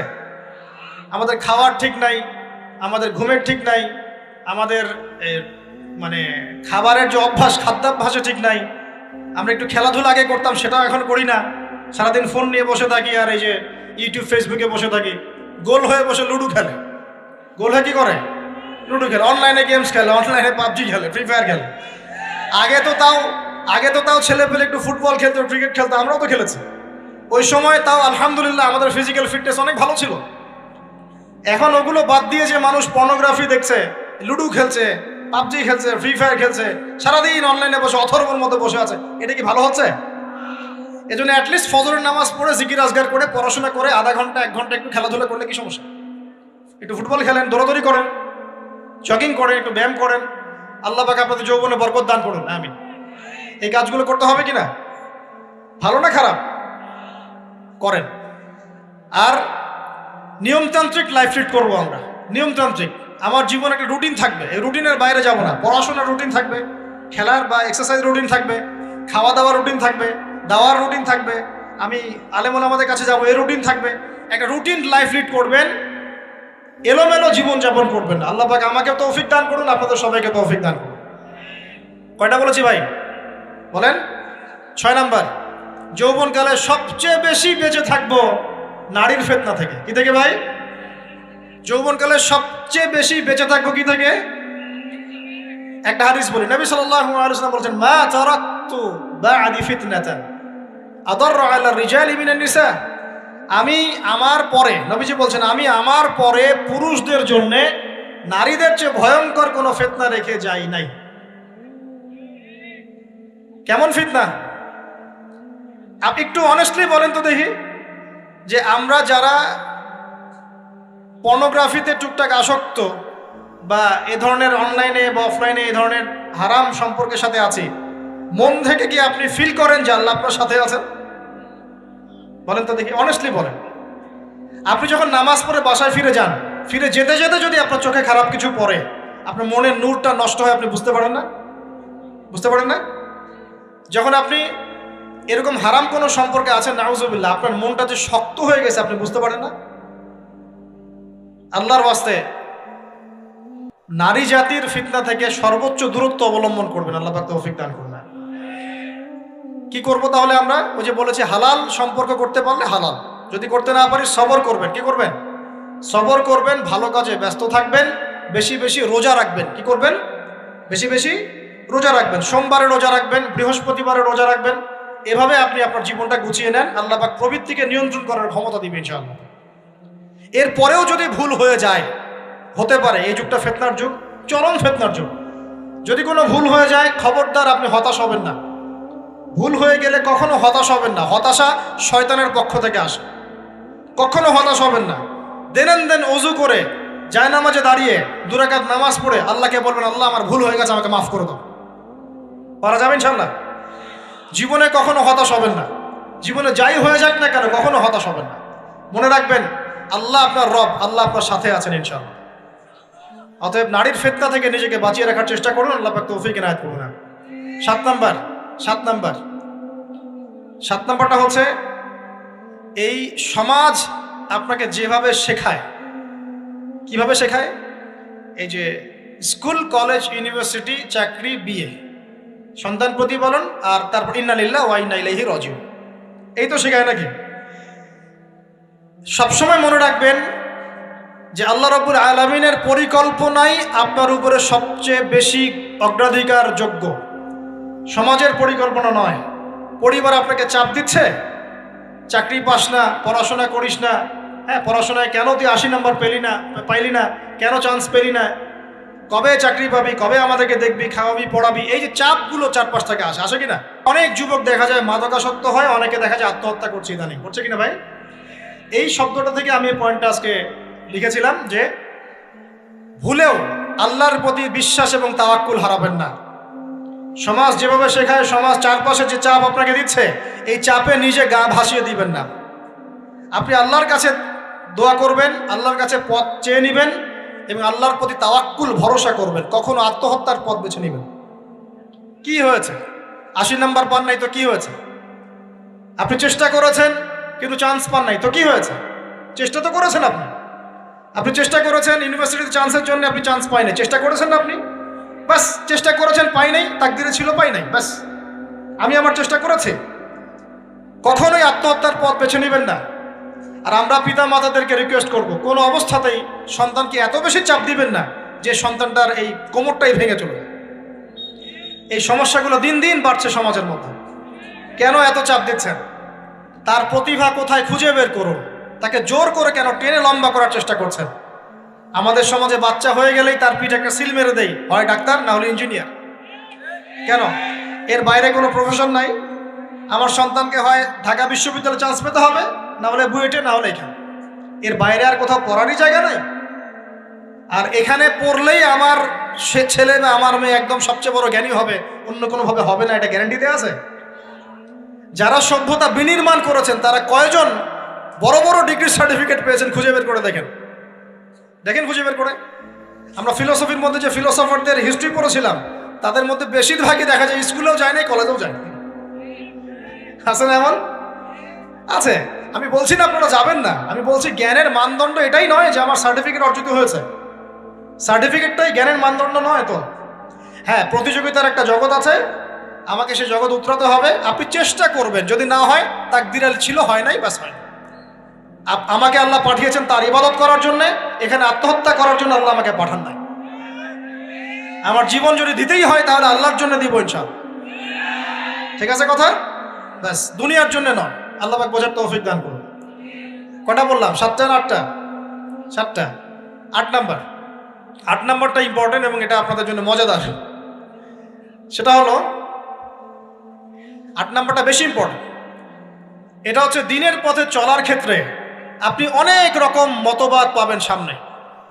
কেউ বলবে আমারটা সঠিক, কেউ বলবে না ওরটা নয়, আমারটা সঠিক, কেউ বলবে না আমার দলটা সঠিক, কেউ বলবে না ওর সংগঠন সঠিক। এগুলো আপনার কান ভারী করে ফেলবে একদম। তখন মনে হবে যে আগেই ভালো ছিলাম রে ভাই, নামাজ পড়তাম না, এখন নামাজ পড়া শুরু করে দেখলাম যে আরে হাতটা বাঁধবো কোথায় এটাই তো ফিক্স করতে পারতেছি না। এখন আমার কিছু তো অভিজ্ঞতা আছে ভাই, নাকি ভাই? ওর আলোকে একটা কথা বল, সেটা হলো সমাজে কিছু ইখতিলাফি মাসআলা আছে, এই মাসআলাগুলো কানেও ঢুকাবেন না। আপনি ইবাদতের মধ্য দিয়ে আল্লাহকে পাওয়ার চেষ্টা করুন। এবং চিরায়ত একটা ইসলাম আমরা ফলো করছি না, এই ইসলামের মধ্যে এমন কিছু নাই যেটা আপনাকে জাহান্নামে নিয়ে যাবে, এমন কিছু নাই। হ্যাঁ, প্রত্যেকটা ঘরানার মধ্যে কিছু বিভ্রান্ত মানুষ থাকতে পারে, এমন কিছু মানুষ এমন আমল করছে যে আমলটা হয়তো কোরআন এবং হাদিসে নাই। এটা তার সমস্যা, কোরআন সুন্নাহর সমস্যা নয়। কথা বুঝতে পারছেন? এটা তার সমস্যা, সে এটাকে সেই বেদাতটা করছে, সেই শিরকটা করছে। তার মানে এই নয় যে কোরআন হাদিস আমাকে শিরক শিখিয়েছে, বেদাত শিখিয়েছে। কোরআন এবং হাদিসে যেটা আছে এটা সুন্দর এবং এটা চিরায়ত একটা ক্লাসিক্যাল ইসলাম আমাদের কন্টিনেন্টে আছে, বাংলাদেশেও আছে। এখানে থাকলে আপনি বিভ্রান্ত হবেন না ইনশাআল্লাহ তাআলা। বরেণ্য ওলামায়ে কেরামদের কাছে গিয়ে অন্তত একজন হকপন্থী আলেমের সাথে পরামর্শ করে আপনি আমল করার চেষ্টা করুন। আর যে বিষয়গুলো নিয়ে ইখতিলাফ আছে এইগুলো নিয়ে সমাজে মতপার্থক্য সৃষ্টি করে সমাজটাকে বিভক্ত করতে যায় না। আল্লাহর ওয়াস্তে মসজিদ ভাগ করতে যায় না, সমাজকে ভাগ করতে যায় না। জাতিগত ঐক্যটা রক্ষা করেন, আল্লাহ পাক বোঝার তৌফিক দান। আর যদি মানুষের মধ্যে খারাপ কিছু দেখি, ওই খারাপ কিছু বিষয়টা আমি এড়িয়ে যাবো ইনশাআল্লাহ। আর কোনটা ভালো কোনটা খারাপ আমি বুঝবো কিভাবে? আমি 10 জন আলেমের সাথে পরামর্শ করবো, বাস। আমি এত বড় আলেম নই, তাহলে আমি 10 জন আলেমের সাথে পরামর্শ করবো যে হুজুর এই বিষয়টা চলছে, এটা সম্পর্কে আসলে বিষয়টা কি। একটা ঘরানার দিকে কখনো আপনি সাম্প্রদায়িকভাবে বায়াস্ট হয়ে যাবেন না। আপনি আপনার চিন্তাটাকে লিবারেল রাখবেন, হকটা যেখানে পাবো সেটা নিব ইনশাআল্লাহ। এমন নয় যে উনি বলেছেন বলেই হক আর কারোটা নিব না, ওনারটাই নেব, এভাবে চিন্তা করবেন না। হক যেখানে আছে সেখানে যাবেন আপনি ইনশাআল্লাহ। আল্লাহ পাক আমাদেরকে বোঝার তৌফিক দান করুন। আর যে ইখতিলাফগুলো আছে এগুলো নিয়ে সমাজকে বিভক্ত করতে যায় না, মতানৈক্য নিয়েই ঐক্য হবে ইনশাআল্লাহ তাআলা। আল্লাহ পাক আমাদেরকে এই কথাটা বোঝার তৌফিক দান। আর শেষের দুটো হলো যৌবনকালে আমরা আমাদের পরবর্তী জীবনের প্রস্তুতি গ্রহণ করবো ইনশাআল্লাহ। কারণ বার্ধক্যের জীবনে আপনি কিন্তু এই কাজগুলো এখন করতে পারছেন, সেগুলো পরে পারবেন না। অতএব এই সময়ে আপনি আপনার রিজিকের একটা অংশ সঞ্চয় করার চেষ্টা করুন, কিছু সাস্টেইনেবল অ্যাসেট করার চেষ্টা করুন, যাতে পরবর্তী বয়সে গিয়ে আপনাকে দিনের দিকে কাজ করার জন্য দুনিয়ার ফিতনায় পড়তে না হয়। আল্লাহ পাক আপনাদেরকে হালাল রিজিকের ব্যবস্থা করে দিন, আমি দোয়া করি আল্লাহুম্মা আমিন। আর সবশেষ যেটা বলতে চাচ্ছিলাম, দেখুন যৌবনকালে আমরা যা করতে পারবো অন্য সময় পারি না। তাই এই যৌবনেই ইলম অর্জন করে আল্লাহ পাকের দ্বীনের এই দাওয়াতের মেহনত আমরা শহরে শহরে, গ্রামে গঞ্জে, জেলায় উপজেলায়, প্রত্যন্ত অঞ্চলে সমস্ত জায়গায় পৌঁছে দেবো ইনশাআল্লাহ। যৌবনকালে আমরা বেশি বেশি দাওয়াতি কাজ করার চেষ্টা করবো, আল্লাহ পাক তৌফিক দান করুন। যতটুকু জানেন, আপনি এতটুকু জানেন না যে নামাজ পড়তে হয় 5 ওয়াক্ত, তাহলে নিজে পড়েন, মানুষকে নামাজের দাওয়াত দেন। আপনি এতটুকু জানেন না যে ভাই সুদ খাওয়া হারাম, জানেন কি না ভাই? ব্যাস আপনি মানুষকে বলেন যে ভাই হালাল খাই, সুদ না খাই। আপনি এতটুকু জানেন না যে জেনা করা হারাম, বাস আপনি আপনার বন্ধুকে দাওয়াত দেন, ভাই জেনার দিকে যাস না এবং হারাম অ্যাফেয়ার্সে যাস না। যতটুকু জানেন অতটুকু মানুষের কাছে পৌঁছে দেন। আল্লাহ পাক তৌফিক দান করুন। যুবক ভাইদেরকে আমি এই 10টা নসিহত করলাম আছে, এই নসিহতগুলো একটু মেনে চলেন, যৌবনটা সুন্দর হবে ইনশাআল্লাহ। এছাড়া আর অনেক নসিহত আছে, এগুলো ওই যে বইগুলোর নাম বলে দিয়েছি, আল্লামা তাকি উসমানী হুজুরের যে বইগুলো, এগুলো পড়েন, ইনশাআল্লাহ দেখবেন আরো অনেক হেদায়েত আপনি পাবেন। মোটা দাগে কথা হচ্ছে ইলম অর্জন করতে হবে। রাজি আছে কিনা ভাই? রাজি আছে কিনা বলেন? ইলম অনুযায়ী আমল বাড়িয়ে দিব। রাজি আছে কিনা? হকপন্থী ওলামায়ে কেরামের সাথে পরামর্শ করে চলবো। রাজি আছে কিনা? আমরা যৌবনকালে হালাল রিজিক অন্বেষণের চেষ্টা করবো। রাজি আছে কিনা? যৌবনের সময়কে বিন্যাস করে চলবো, এলোমেলো জীবনযাপন করবো না। রাজি আছে কিনা? নারীদের ফিতনা থেকে বেঁচে থাকার চেষ্টা করবো। রাজি আছে কিনা? আগামী দিনের জন্য, ইসলামকে এগিয়ে নেওয়ার জন্য দাওয়াতের মেহনত করবো। রাজি আছে কিনা? আচ্ছা, এখন আসেন, এগুলো আমাদের করণীয় ছিল, আমাদের যুবকরা এখন করছে কি সেটা শুনুন। আমাদের যুবকরা এখন কিশোর গ্যাং করছে। কিশোর গ্যাং কি করছে? আপনাদের পরিবারের কর্তা যারা আছেন তাদেরকে আমি একটু রিকোয়েস্ট করবো, আপনার সন্তানের দিকে খেয়াল রাখেন। আপনার সন্তানকে যত ছোট মনে করছেন, আপনার সন্তান এখন এত ছোট নয়। কিশোর বয়সে সে এমন পাপও করে ফেলেছে যা আপনি এখনো করেন নাই। কিশোর বয়সে এমন এমন পাপ করা তার শেষ যা আপনি এখনো চিন্তাও করতে পারেন না। অতএব সন্তানকে শুধু গায়ে গতরে বড় করলে হয় না। আমরা যে সন্তানকে মানুষ করার জন্য নিজের ঘাম ঝেড়ে দিচ্ছি, মানুষ করার অর্থ হচ্ছে ওর আত্মাটাকে গড়ে তোলা, দেহটাকে গড়ে তোলা নয়, তার আত্মাটাকে গড়ে তুলুন। সন্তান থেকে খেয়াল রাখেন। ঢাকা শহরে কিশোর গ্যাংয়ের দৌরত্বে টেকা যাচ্ছে না। রাস্তাঘাটে ছিনতাই করছে, মাদক সেবন করছে, মানুষের সম্পদ মোবাইল ধুপ করে কেড়ে নিয়ে দৌড় দিচ্ছে, এক গ্যাং আরেক গ্যাংয়ের সাথে মারামারি করছে। এগুলো শিখছে কোত্থেকে? এগুলো শিখছে আপনার ওই যে অপসংস্কৃতি দেখে দেখে। পশ্চিম থেকে, আমাদের পার্শ্ববর্তী থেকে অনেক অপসংস্কৃতি ঢুকছে ভিতরে, ওটা দেখে দেখে দেখে দেখে শিখছে কি করতে হয় না করতে। দুইটা গ্যাং তৈরি করছে এবং সিনেমাতে যেমন দেখানো হয় সে নিজেকে ওই রকম করে চিন্তা করা শুরু করেছে। এই কনসেপ্টগুলো মানুষ পাচ্ছে কোথায়? নাটক সিনেমা থেকে পাচ্ছে। একটা দল ক্রিয়েট করেছে, সে সেই দলের নেতা হয়েছে, আরেক দল তাকে মারতে আসছে, সে আবার তাকে মারতে যাচ্ছে। এই যে জিনিসগুলো, এগুলো নাটক সিনেমায় দেখানো হচ্ছে না এখন? যুবকরা শিখছে কোত্থেকে এগুলা? বাংলাদেশের মেয়েদেরকে একসময় শেখানো হয়েছে তুমি সুন্দর না, তুমি কি না, তাদের মনে ঢোকান তুমি সুন্দর না, আরো সুন্দর হতে চাও, আরো সুন্দর হতে চাও, এই ক্রিম মাখো সুন্দর হয়ে যাবে। এই একটা কনসেপ্ট ঢুকিয়ে দিছে মাথায়, তুমি সুন্দর না, তোমাকে আরো সুন্দর হতে হবে। আল্লাহ তোমাকে যে সৌন্দর্য দিয়েছেন এটা যথেষ্ট না, অন্যরা আরো অনেক বেশি সুন্দর, তুমি সুন্দর না, এই ক্রিম মাখো সুন্দর হবে। এই করতে করতে করতে ক্রিমের ব্যবসা শুরু হলো। বাণিজ্য, সবকিছুর পিছনে কি থাকে? বাণিজ্য, আর কিচ্ছু না। তারপর শুরু হলো যে পার্লার, অমুক ক্রিম তমুক ক্রিম, অমুক সোনো, এই সেই, বাস মেয়েরা পাগল হয়ে গেল। ব্যাস নতুন নতুন আমরা আমাদের সংস্কৃতি ধারণ করে যে কাপড় চোপড়গুলো পরি, কিছু মানুষ শেখালো এর চেয়ে এই ফ্যাশনটা ভালো, এটা পরো। ব্যাস ঈদে ঈদে নতুন নতুন ফ্যাশন আসা শুরু করলো। আরে পাঞ্জাবি পায়জামা পরা তো আমাদের বাপদাদাদেরই শুনলো, এটা বাঙালিদেরই শুনলো। সব বাদ দিয়ে এখন আমরা কি শুরু করেছি দেখেন তো। তো এগুলো কিন্তু মিডিয়া দিয়ে আপনাদেরকে ঢোকানো হয়, মিডিয়া থ্রু দিয়ে।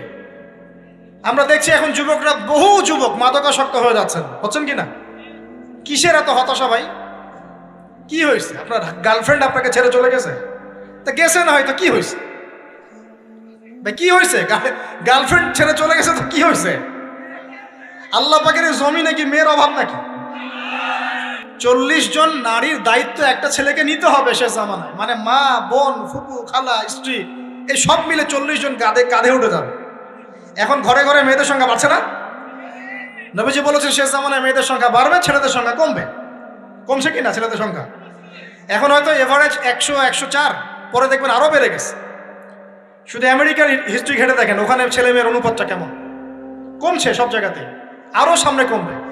তো একজন গার্লফ্রেন্ড আপনাকে ছেলে চলে গেছে, বাস জীবনটা উৎসর্গ করে দিতে হবে তার জন্য? এখন কি ফেন্সিডিল, গাঁজা, ইয়াবা এগুলো সেবন করতে হবে? আপনাকে কে সৃষ্টি করেছেন ভাই? কি উদ্দেশ্যে? প্রথমে কি একটা বলেছে, কি উদ্দেশ্যে? আমাকে আল্লাহ পাঠিয়েছেন দুনিয়াতে নামাজ পড়তে, রোজা রাখতে, দিনের প্রচার করতে, দিনের জ্ঞান অর্জন করতে, এই তো। তা আমি একজন মেয়ের জন্য জীবন নষ্ট করে দিব কেন? আমি তাহলে আল্লাহর কাছে কি মুখ দেখাবো আর নবীর কাছে কি মুখ দেখাবো? ওখানে গিয়ে বলবো আল্লাহ আমি আমার অমুক প্রেমিকার জন্য আশেক হয়ে একদম জীবন দিয়ে দিয়েছি, আত্মহত্যা করেছি? গেছে ভাই, যাইতে দেন। যে ব্যক্তি আপনার অবস্থানকে মূল্যায়ন করে নাই সে আপনার যোগ্য ছিল না। এখন আপনি কি করবেন? নিজের অবস্থান উন্নত করেন, আপনার পিছনে লাইন ধরে ঘুরবে ইনশাআল্লাহ। এটাই বাস্তবতা। দুনিয়া খুব খারাপ জিনিস। মানুষ মানুষের অবস্থানকে মূল্যায়ন করে, মানুষ মানুষের অবস্থানকেই মূল্যায়ন করে, কিন্তু আল্লাহ রাব্বুল আলামিন আপনাকে সর্বাবস্থায় ভালোবাসেন। আলহামদুলিল্লাহ। এই যে আমরা এখন অনেক পাপ করছি না, আল্লাহ কি আমাদেরকে আযাব দিয়ে ধ্বংস করে দিয়েছেন? আল্লাহ পাক এখনো আমাদেরকে ভালোবাসেন, রহম করেন, অপেক্ষায় আল্লাহ পাক অপেক্ষা করছেন কখন তওবা করবে, আমি তওবা কবুল করব। এই কখন আমার বান্দা খালি একবার বলে আস্তাগফিরুল্লাহ, আল্লাহ পাক সাথে সাথে মাফ করে দেবেন। আর সেই আল্লাহকে ভুলে আপনি কার পিছনে ছুটছেন? আমরা কিন্তু নিয়াত করতে পারি ভাই যে আমরা যারা ওয়াজ শুনলাম জীবনে কোনোদিন সিগারেটে হাত দিব না ইনশাআল্লাহ। রাজি আছি ভাই? অন্য বড় বড় জিনিস তো বহুত দূরের কথা। আচ্ছা, অনেকে রাজি হয় নাই কেন? আপনারা কি অলরেডি আসক্ত? আমি অনেক ভাইকে দেখেছি মাশাআল্লাহ ইফতার খুলেই একদম বেনসন টানা শুরু করে। হ্যাঁ, এটা যে হারাম আপনাদের কেউ ওয়াজ করে শোনায় নাই? এটাকে কি মনে করেন আপনারা, হারাম না হালাল? কেউ বলেছে মাকরু, নাকি মাকরু ফতোয়া দিয়েছে? মাকরুহ শব্দের অর্থ জানেন আপনি? মাকরুহ শব্দের অর্থ কি শোনেন। সূরা বনী ইসরাইল খুলবেন। কোন সূরা? সূরা বনী ইসরাইল। আল্লাহ পাক বলছেন আমি বনু ইসরাইলকে এই কাজগুলো করতে নিষেধ করেছেন। কোন কোন কাজ? জেনা করো না, জেনার ধার কাছে যেও না, এতিমের মাল আত্মসাৎ করো না, শিরিক করো না ইত্যাদি। যারা আলেম আছেন তারা আমার কথা বুঝবেন। এই কাজগুলোর পরে আল্লাহ পাক বলছেন যে এই প্রত্যেকটা কাজ আল্লাহর কাছে মাকরুহ, অপছন্দের। কিসের? অপছন্দের। তাহলে এটাকে আপনি সহজ মনে করছেন? নিয়াত করি আল্লাহ পাকের সন্তুষ্টির জন্য আমরা কোনোদিনও মাদকের সাথে সম্পৃক্ত হব না ইনশাআল্লাহ। আর বিশ্বাস করেন, শুধুমাত্র মাদকদ্রব্য নিয়ন্ত্রণ অধিদপ্তর এই আইন কানুন এগুলো দিয়ে, জরিমানা দিয়ে মানুষকে মাদক ছাড়ানো যাচ্ছে না, যাবে না। কেন যাবে না এটা আপনারা খুব ভালো করেই জানেন, আমি বলতে চাচ্ছি না। অনেক সময় মাদক বিরোধী কনসার্ট করে মানুষ, মাদক বিরোধী কনসার্টে ওঠার আগে এক বোতল ডাইল খেয়ে আসে। এগুলো কি বাস্তব কথা বলছি না অবাস্তব কথা বলছি? আমাদের যুবক ভাইরা কোশ্চিন কালেও মাদকের ধার কাছে যাবেন না। একটা হাদিস খালি মনে রাখেন, একটা, এই হাদিসটা মনে রাখেন। নবী সাল্লাল্লাহু আলাইহি ওয়াসাল্লাম বলেছেন কেউ যদি মাদকদ্রব্য সেবন করে তার 40 দিনের নামাজ কবুল হবে না। সিগারেট একটা খেয়েছি, 40 দিন নামাজ নাই। এরপর যদি সে তওবা করে আল্লাহ মাফ করে দিবে। আবার যদি মাদক খায় আবার 40 দিন কবুল হবে। যদি আবার তওবা করে আল্লাহ মাফ করে দিবে। আবারও যদি খায় আবারও 40 দিন কবুল হবে না। আবারও তওবা করলে আল্লাহ আবার মাফ করে দিবে। চতুর্থবার সে যদি মাদক খায়, আল্লাহ রসুল সাল্লাল্লাহু আলাইহি ওয়াসাল্লাম বলছেন আল্লাহ পাক কিয়ামতের মাঠে তাকে তিনাতুল খাবাল পান করাবেন। কি পান করাবেন? তিনাতুল খাবাল। সাহাবীরা বললেন ইয়া রাসূলুল্লাহ এটা কি? তিনাতুল খাবাল কি? নবী সাল্লাল্লাহু আলাইহি ওয়াসাল্লাম বলছেন এটা হচ্ছে জাহান্নামীদেরকে আযাব দেওয়ার পর তাদের রক্ত মাংসের যে পুঁজ বের হবে, এই যে ড্রিঙ্কস, জাহান্নামের হার্ড ড্রিঙ্কস, এই ড্রিঙ্কসের নাম হলো তিনাতুল খাবাল। আল্লাহ পাক আমাদের সবাইকে মাদক থেকে বাঁচিয়ে রাখুন। হতাশা মাদক দিয়ে দূর হয় না। হতাশা দূর হবে, বলে দিব, 3টা জিনিস, মাত্র 3টা। কয়টা ভাই? 1, 5 ওয়াক্ত নামাজ। এক কি? নামাজে আপনি ওযু করে সিজদা দেন, ইনশাআল্লাহ আপনার মনে প্রশান্তি না আসলে আমাকে এসে বলেন যে আসে নাই। চোখের পানি, মনের আবেগ যা আছে আপনার ভিতরে, কষ্ট, দুঃখ, যন্ত্রণা সব আল্লাহকে ঢেলে দিবেন ইনশাআল্লাহ। নিজের আবেগ ধরে রাখবেন এখানে, আপনি আল্লাহর জন্য ঢেলে দিবেন। মানুষকে আবেগ দেখা কি লাভ? মানুষ আপনার চোখের পানির মর্ম বুঝবে? মানুষ কি মানুষের চোখের পানির মর্ম বুঝে? আপনার পিতা যদি মারা যায় আমার কাছে এসে দোয়া চান, কান্নাকাটি করে, আমি দোয়া করতে পারবো কিন্তু আমি কিন্তু আপনার ফিলিংসটা বুঝতে পারবো না। আপনার অনুভূতি কে বুঝতে পারবেন? আল্লাহ পাক আপনার ঘাড়ের রগের চেয়েও কাছে আছে। সুবহান আল্লাহ পাক ঘাড়ের রগের চেয়ে কাছে আছে। গতকালকে বাংলাদেশের একজন বরেণ্য আলেমের সাথে একটা কনফারেন্সে ছিলাম। উনি বলছিলেন যে এক ব্যক্তি, এটা শোনেন, এক ব্যক্তি খুব তার শখ যে তিনি সাহাবীদের মতো নামাজ পড়া শিখবেন। কথা বুঝতে পারছেন? সাহাবীদের মতো নামাজ শিখবেন। তো একজন বরেণ্য আলেমের কাছে এসেছেন, এসে বলছেন যে আমাকে সাহাবীদের মতো নামাজ শিখিয়ে দেন। তখন সেই আলেম আরেকজন আলেমের সন্ধান দিয়েছেন যে তুমি তার কাছে যাও, তিনি শেখাবেন। তো সেই ব্যক্তি একটু অবাক হয়েছেন, কারণ যাকে প্রশ্ন করেছিলেন তিনি অনেক বড় মুহাদ্দিস, আর যার কাছে পাঠানো হচ্ছে তিনি অত বড় মুহাদ্দিস নন, কিন্তু আবেদ, আমল করেন। তাকে গিয়ে বলছেন উনি আমাকে পাঠিয়েছেন সাহাবী বলা নামাজ শিখিয়ে দেন। তখন তিনি বলছেন ঠিক আছে, সুন্দর করে ওযু করে আসো, সুন্দর করে ওযু করে আসো। ওযু করার সময় খালি খেয়াল রাখবা যে আমি ওযু করছি শুধু আল্লাহর সন্তুষ্টির জন্য। কি খেয়াল রাখবেন? ওযু করছি শুধু আল্লাহকে রাজি খুশি করার জন্য ওযু করছে, আর কোনো উদ্দেশ্য নাই আমার। ওযু করতে যাচ্ছে, তিনি আবার বলছেন দাঁড়াও, শুধু আল্লাহকে রাজি খুশি করার জন্য ওযু করো। আবার শুরু করছেন, আবার বলছেন শোনো, শুধু আল্লাহকে রাজি খুশি করার জন্য ওযু করো। এভাবে বলতেই আছেন, নামাজে দাঁড়িয়েছেন, দাঁড়ানোর আগে বলছেন শোনো, শুধু আল্লাহকে রাজি খুশি করার জন্য নামাজ পড়ো। বলতেই আছেন। এক পর্যায়ে সে ব্যক্তি নামাজ শুরু করলো, নামাজে মনোযোগ এদিক ওদিকে যায়, আর তার মাথায় এটা আসে, এই শুধু আল্লাহকে রাজি খুশি করার জন্য আমাকে নামাজ পড়তে হবে, শুধু আল্লাহকে রাজি খুশি করার জন্য নামাজ পড়তে হবে। এই চিন্তা তার মনের মধ্যে ঘুরপাক খাচ্ছে। এভাবে নামাজটা সে শেষ করেছে। শেষ করে চিন্তা করছে যে নামাজ তো পুরোপুরি মনোযোগ দিতে পারলাম না, বারবার মাথার মধ্যে এরকম চিন্তা আসছে, আল্লাহ আমাকে তুমি মাফ করে দাও, নামাজটা আমার মনে হলো না ঠিক মতো। তখন সে ফিরে এসে তার সে ওস্তাদকে বলছেন আমার তো নামাজ এরকম করে পড়লাম, কিন্তু শেষমেশ মনে হলো যে নামাজটা হয়তো কবুল হয় নাই, আল্লাহর কাছে খুব মাফ চাইলাম, আল্লাহ আমাকে মাফ করে দাও, নামাজটা মনে হলো না। তখন সেই যে প্রথম ব্যক্তি যিনি পাঠিয়েছেন তিনি বলছেন এটাই হলো সাহাবী বলা নামাজ। তারা আল্লাহকে রাজি খুশি করার জন্য নামাজ পড়তেন, নামাজ শেষ করে আল্লাহর কাছে ইস্তেগফার করতেন, আল্লাহ কিছুই হলো না, কিছুই হলো। আমার কথা কি বুঝতে পারছেন? অতএব আল্লাহকে রাজি খুশি করার জন্য আপনি আপনার আবেগ, আপনার ইবাদত সব ফেলে দিবেন, অন্য কারো কাছে কিছু পাওয়ার আশা করুন। অতএব নামাজ আপনার মাদকের দিকে যাওয়া লাগবে না, নামাজই আপনার হতাশা দূর করে দেবে ইনশাআল্লাহ।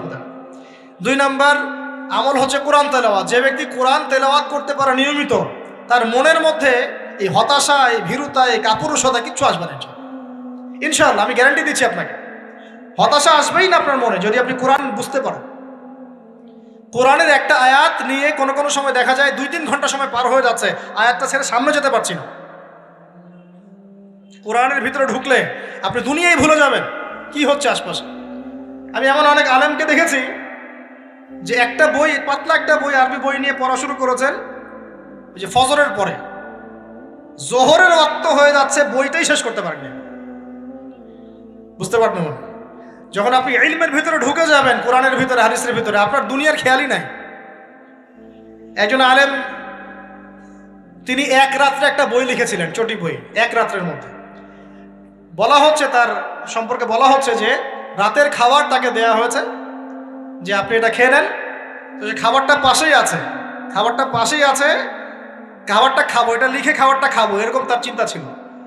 ফজর হয়ে গেছে, বই লিখাও শেষ, খাবার এই অবস্থায় পড়ে আছে, ডুবে গেছেন ভিতরে, খাওয়ার মাথায় তার খেয়াল নাই। এরকম হয়। একজন মনীষী, বিখ্যাত মনীষী, রিয়াদুস সালেহীন কিতাবের রাইটার, সংকলক আল্লামা নববী রাহিমাহুল্লাহ, এরকম সারা রাত চলে গেছে, পাশে 2টা খেজুর, ওই 2টা খেজুর খাওয়ারই সময় পান। হাদিস নিয়ে গবেষণা করতে রাত পার হয়ে গেছে। আমি বলতে চাচ্ছি, যখন ইলমের ভিতরে, কোরআন হাদিসের ভিতরে ঢুকে যাবেন, আপনার দুনিয়ার খেয়াল আপনার চলে যাবে ইনশাআল্লাহ। এই টেনশন, হতাশা, এই সেই বাদ, তখনই আল্লাহ পাক আপনাকে তার পক্ষ থেকে রহমত দিবেন, বরকত দিবেন, আল্লাহ আপনার দুনিয়ার কাজগুলো করে দিবেন ইনশাআল্লাহ। তখন দেখবেন কেউ আপনার দুনিয়ার ওই কাজটা করে দিয়েছে, কেউ ওই কাজটা করে দিয়েছে, কেউ বাসায় খাবার পাঠিয়ে দিয়েছে, আল্লাহ পাকই এগুলো করাই দিবেন ইনশাআল্লাহ। তো প্রিয় ভাইরা, মাদকে যাব না আল্লাহর কাছে আসবো? 2 নাম্বার কোরআন তেলাওয়াত, 3 নাম্বার আল্লাহর জিকির। 3 নাম্বার কি ভাই?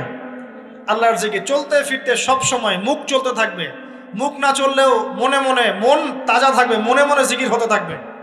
মনে মনে জিকির করতে পারেন? মুখ নড়বে না, কিন্তু মনে মনে আপনার একটা জিকির হতে থাকবে, সুবহানাল্লাহ বা আলহামদুলিল্লাহ, লা ইলাহা ইল্লাল্লাহ, আল্লাহু আকবার। পারা যাবে? পারে। মানুষের মন কখনো চুপ করে থাকে না, কিন্তু মানুষের মন অলওয়েজ কিছু না কিছু চিন্তা করতে থাকে না, যতক্ষণ না ঘুমায় মানুষ। তো প্রিয় ভাইরা, বেশি বেশি জিকির করবো, সুবহানাল্লাহ, আলহামদুলিল্লাহ, লা ইলাহা ইল্লাল্লাহ, আল্লাহু আকবার, লা হাওলা ওয়ালা কুওয়াতা ইল্লা বিল্লাহ, এগুলো চলতে থাকবে। আল্লাহ পাক তৌফিক দান করুন। আমরা আমাদের সমাজে যুবকদেরকে এরকম টিকটকে দেখছি, অনলাইনে আসক্ত দেখছি, জেনায় আসক্ত দেখছি, পর্নোগ্রাফিতে আসক্ত দেখছি। আমরা দেখছি আমাদের যুব সমাজকে মাদকে আসক্ত, কিশোর গ্যাংয়ে আসক্ত। এইগুলো কি আমাদের কাম্য ছিল ভাই? আমাদের কাম্য ছিল? এই অবস্থায় কি যুব সমাজ আল্লাহ পাকের দ্বীনের পতাকা হাতে নিয়ে আল্লাহর জমিনে দিন কায়েম করতে পারবে কি না একটু আমাকে উত্তর দেন দেখি। এখন এই অবস্থায় পারবে? অতএব অবস্থার উন্নতি করতে হবে কিনা? উন্নতির জন্য রাজি আছি কিনা ইনশাআল্লাহ? আমরা চাই কি আল্লাহ পাকের দিনটা আল্লাহর জমিনে প্রতিষ্ঠা লাভ করুক, আল্লাহর দিন সবার ঘরে ঘরে পৌঁছে যাক, আল্লাহ পাকের দিনের যে সৌন্দর্য সবাই সেটাই, এই সৌরভটা সবাই পাক। আমরা চাই কিনা সমাজে শান্তি প্রতিষ্ঠা হোক, আবার সেই রাসূলের মতো যুগ চলে আসুক? আমরা চাই কিনা? অতএব আমাদের সবাইকে যৌবনের এই প্রলোভনগুলো থেকে বেরিয়ে এসে আল্লাহ পাকের ইবাদতে আত্মনিয়োগ করতে হবে। আল্লাহ পাক আমাদের সবাইকে তৌফিক দান করুন, বলি আমিন। আমাদের সবাইকে আল্লাহ রাব্বুল আলামিন কোরআন এবং হাদিসের গভীর জ্ঞান অর্জন করার তৌফিক দান করুন, বেশি থেকে বেশি ইবাদত করার তৌফিক দান করুন। আল্লাহ পাক সবাইকে হারাম সমস্ত রিজিক থেকে বাঁচিয়ে রাখুন, জেনা, ব্যভিচার এবং নারীর ফিতনা, মাদক থেকে আল্লাহ বাঁচিয়ে রাখুন। আল্লাহ পাক আমাদের সবাইকে হালাল রিজিক, হালাল সম্পর্ক যথেষ্ট করে দিন। আল্লাহ পাক আমাদের সবাইকে যেন দিনের দাওয়াতের মেহনত করার তৌফিক দান করেন এবং আলেম ওলামার সাথে পরামর্শ করে দিন শেখার এবং বোঝার তৌফিক দান করেন। আর লেকচার শেষ করার আগে দুটো বিষয় বলে শেষ করছি, একটু মনোযোগ দিন। একটা হচ্ছে আমাদের যুবতী দিনী বোনদের জন্য, এখানে বোনরা আছেন না? আছেন কি না? দিনী বোনরা আছেন? একটা নসিহত দিনী বোনদের জন্য আমি একটা নসিহত করতে চাচ্ছি, একটা নসিহত। আমার এই একটা নসিহত একটু মন দিয়ে শুনুন প্রিয় দিনী বোন। রাসূলুল্লাহ সাল্লাল্লাহু আলাইহি ওয়াসাল্লাম আমাদের দিনী বোনদের জন্য জান্নাতে যাওয়ার একটা ফর্মুলা বলে দিয়েছেন। আমি কি বলবো সেটা? আচ্ছা, রাসূলুল্লাহ সাল্লাল্লাহু আলাইহি ওয়াসাল্লাম বলেছেন আমাদের দিনী বোনেরা, আমাদের মায়েরা, এই নারী জাতি মাত্র 4টা কাজ করলে জান্নাতের যে কোনো দরজা দিয়ে ইচ্ছা প্রবেশ করতে পারবে। খুশি হন নাই? কয়টা কাজ? মাত্র 4টা। এক, যদি আমাদের দিনী বোনেরা 5 ওয়াক্ত নামাজটা ওয়াক্ত মতো পড়ে, আল্লাহ পাক তৌফিক দান করুন, বলি আমিন। 2 নাম্বার, যদি তারা রমাদান মাসের রোজাটাকে ঠিক মতো আদায় করতে পারে। 1 নাম্বার 5 ওয়াক্ত নামাজ ঠিকঠাক আদায় করা, 2 নাম্বার রমজান মাসে সওম রাখা, 3 নাম্বার তাদের লজ্জাস্থানের হেফাজত করা, মানে শরঈ পর্দা মেনটেন করা, শরঈ পর্দা মেনটেন করা। এবং আমি বলে দেই, চেহারাটা আপনাদের পর্দার অন্তর্ভুক্ত। এটা নিয়ে অনেক বাকবিতণ্ডা হয় না সমাজে, চেহারা দেখানো যাবে কি যাবে না ইত্যাদি। চেহারা আপনার পর্দার অন্তর্ভুক্ত বিষয়, ফুল স্টপ। এর উপরে ফতোয়া অনেকভাবে দিচ্ছে, কিন্তু বরেণ্য উলামায়ে কেরামের কিতাবগুলো ঘাটাঘাটি করেন, তাদের ফতোয়া হচ্ছে চেহারা আপনার পর্দার অন্তর্ভুক্ত বিষয়, চেহারা ঢেকে রাখবেন, আল্লাহ পাক তৌফিক দান করুন। চোখ থাকবে খোলা, ঠিক আছে। 4 নাম্বার, স্বামীর আনুগত্য করতে হবে। স্বামীর আনুগত্য, এই যে আনুগত্য শব্দ শুনলেই মানুষের একটা মানে নেগেটিভ ধারণা তৈরি হতে পারে। স্বামীর আনুগত্য মানে কি আমি তার দাসত্ব করব? আনুগত্য মানে, প্রিয় দিনী বোন, আনুগত্য মানে দাসত্ব নয়। আনুগত্য মানে কোরআন সুন্নাহর যে বিধানগুলো আপনার স্বামী আপনাকে পালন করতে বলবে, আপনি সেগুলো করবেন, আপনি করতে বাধ্য। কিন্তু স্বামী যদি কোরআন সুন্নাহর বাইরে কিছু করতে বলে, সেটা মানতে আপনি বাধ্য নন। স্বামী যদি আপনাকে বলে যে সুদ খাও, এই যে সুদী এনজিওতে আসো, নাম লেখাও। স্বামী যদি আপনাকে বলে যে আসো বেপর্দায় বাইরে যাই, সাজুগুজু করে বের হও, চলো ঘুরে আসে বেপর্দায়। স্বামী যদি বলে দেবরকে একটু খাবারটা দিয়ে আসো, আমার অফিসের কলিগ আসছে, খাবার পরিবেশন করো, আসো ডাইনিংয়ে আসো। এই যে হারাম কাজ, বেপর্দার আদেশ করছে, সুদের আদেশ করছে, আপনি সেগুলো পালন করবেন। কিন্তু হালাল বৈধ যে কোনো বিষয় আপনি স্বামীর আনুগত্য করবেন, এটা আপনার উপর ফরজ। এই 4টা কাজ যদি আপনি করতে পারেন, জান্নাতের যে কোনো দরজা দিয়ে ইচ্ছা আপনি প্রবেশ করতে পারবেন ইনশাআল্লাহ। আল্লাহ পাক আমাদের দিনী বোনদেরকে এই 4টা কাজ করার তৌফিক দান করুন। আমাদের সবাইকে আল্লাহ পাক জান্নাতের জন্য কবুল করুন, বলি আমিন। আর একটা বিষয় বলতে চাচ্ছিলাম, সেটা হলো ওই যে প্রথমে বলেছি যে সূরা ইউসুফের সেই সমাধানটা বলবো কি না?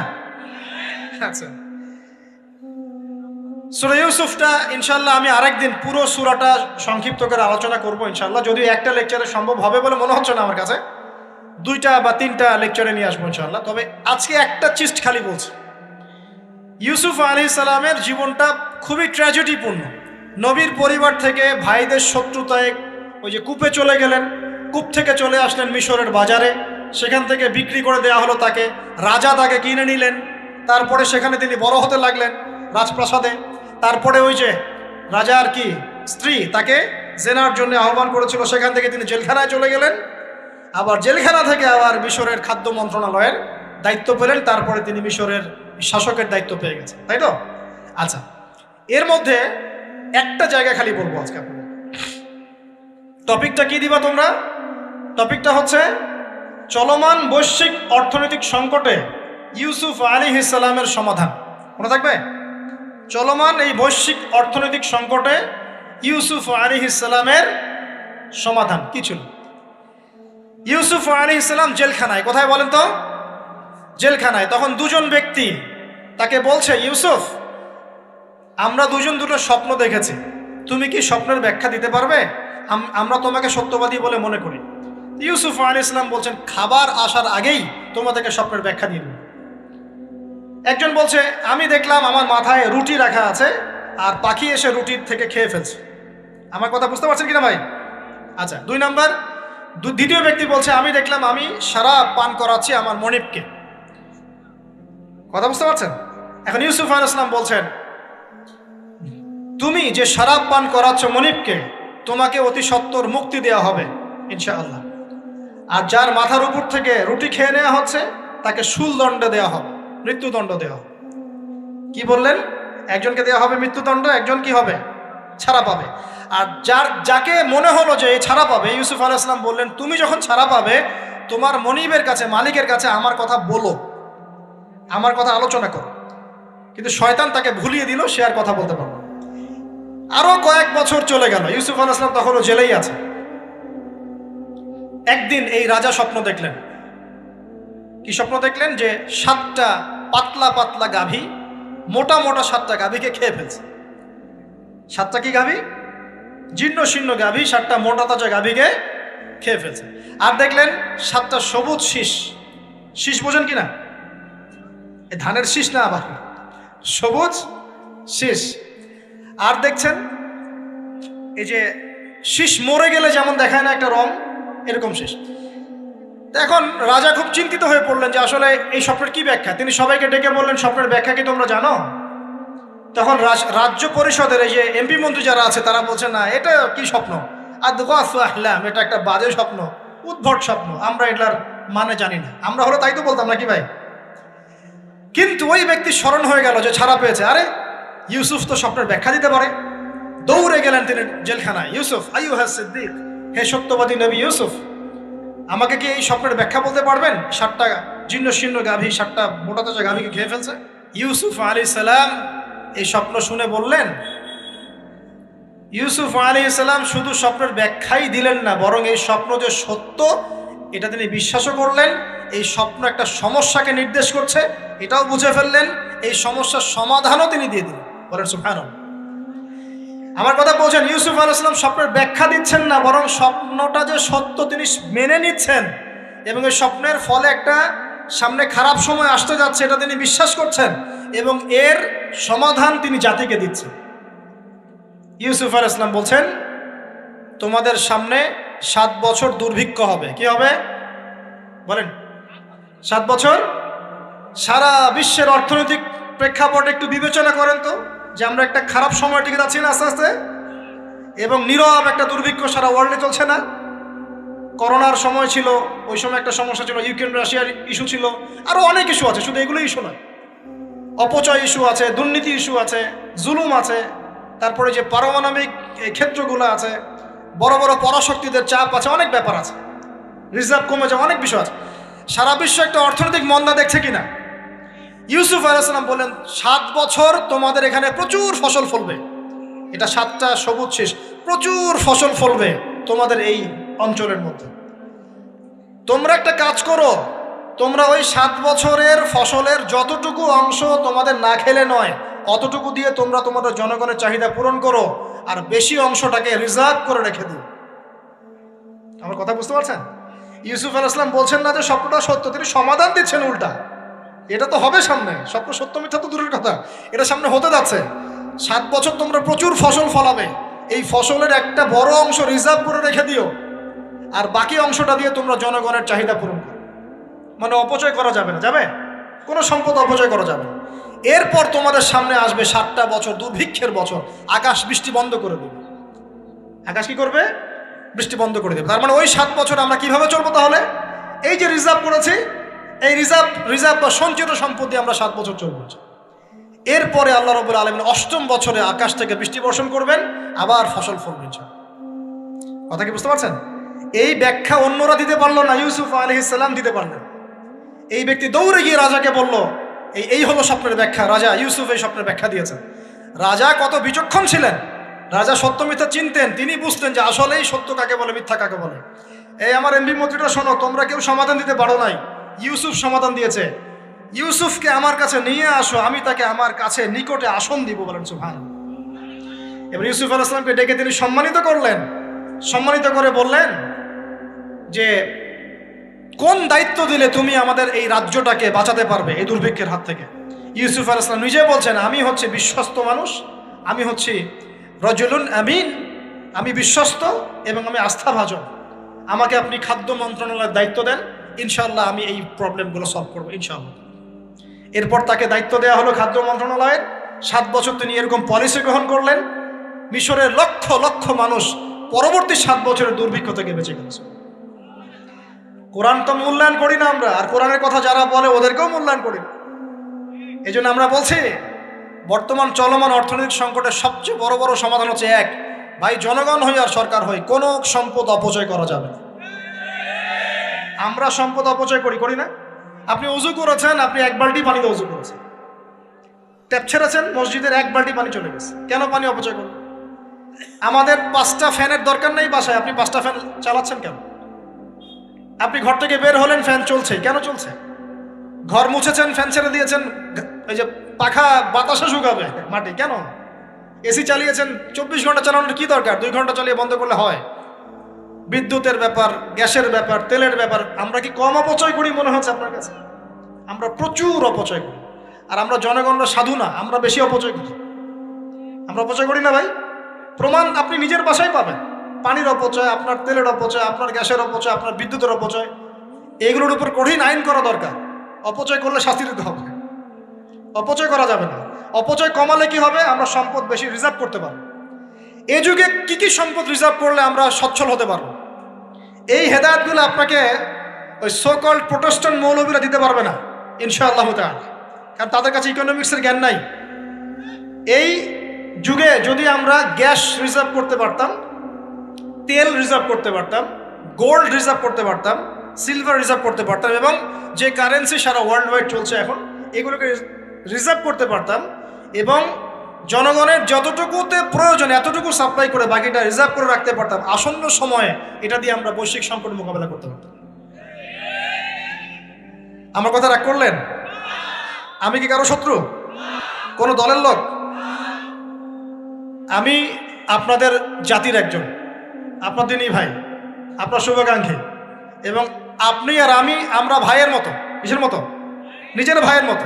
আপনার গায়ে আঘাত লাগলে আমি কষ্ট পাবো, আপনাকে কে গালি দিলে আমি কষ্ট পাবো। আমাদের জনগণের ক্ষতি হলে আমাদের বুক কাঁদবে না? জনগণের ক্ষতি হলে, দুঃখ দুর্দশা হলে আমাদের বুক কাঁদা উচিত, উচিত কি না? আমাদের সবাইকেই যার যার দায়িত্ব পালন করতে হবে। আমরাও অপচয় বন্ধ করে দেবো ইনশাআল্লাহ তাআলা। রাজি আছি ইনশাআল্লাহ? যত বাকি বকেয়া সব আছে সব পরিশোধ করার চেষ্টা করবো ইনশাআল্লাহ। আমরা সরকারি সম্পদ অন্যায়ভাবে আত্মসাৎ করব না, এবং আমরা আমাদের সমাজে যত দুর্নীতি আছে এটা বন্ধ করতে হবে, যত প্রকার দুর্নীতি আছে বন্ধ করতে হবে, যত কালো টাকা আছে সাদা করতে হবে, এবং সাস্টেইনেবল অ্যাসেটগুলোকে রিজার্ভ করতে হবে। তাহলে আগামীতে বিশ্ব ডুবে যাক, বাংলার মাটি ডুববে না ইনশাআল্লাহ। ইউসুফ আলাইহিস সালাম এই হেদায়েত আমাদেরকে দিয়ে গেছেন, কোরআনের মাধ্যমে আল্লাহ এই হেদায়েত আমাদেরকে দিয়ে গেছেন। আল্লাহ পাক আমাদের সবাইকে কোরআন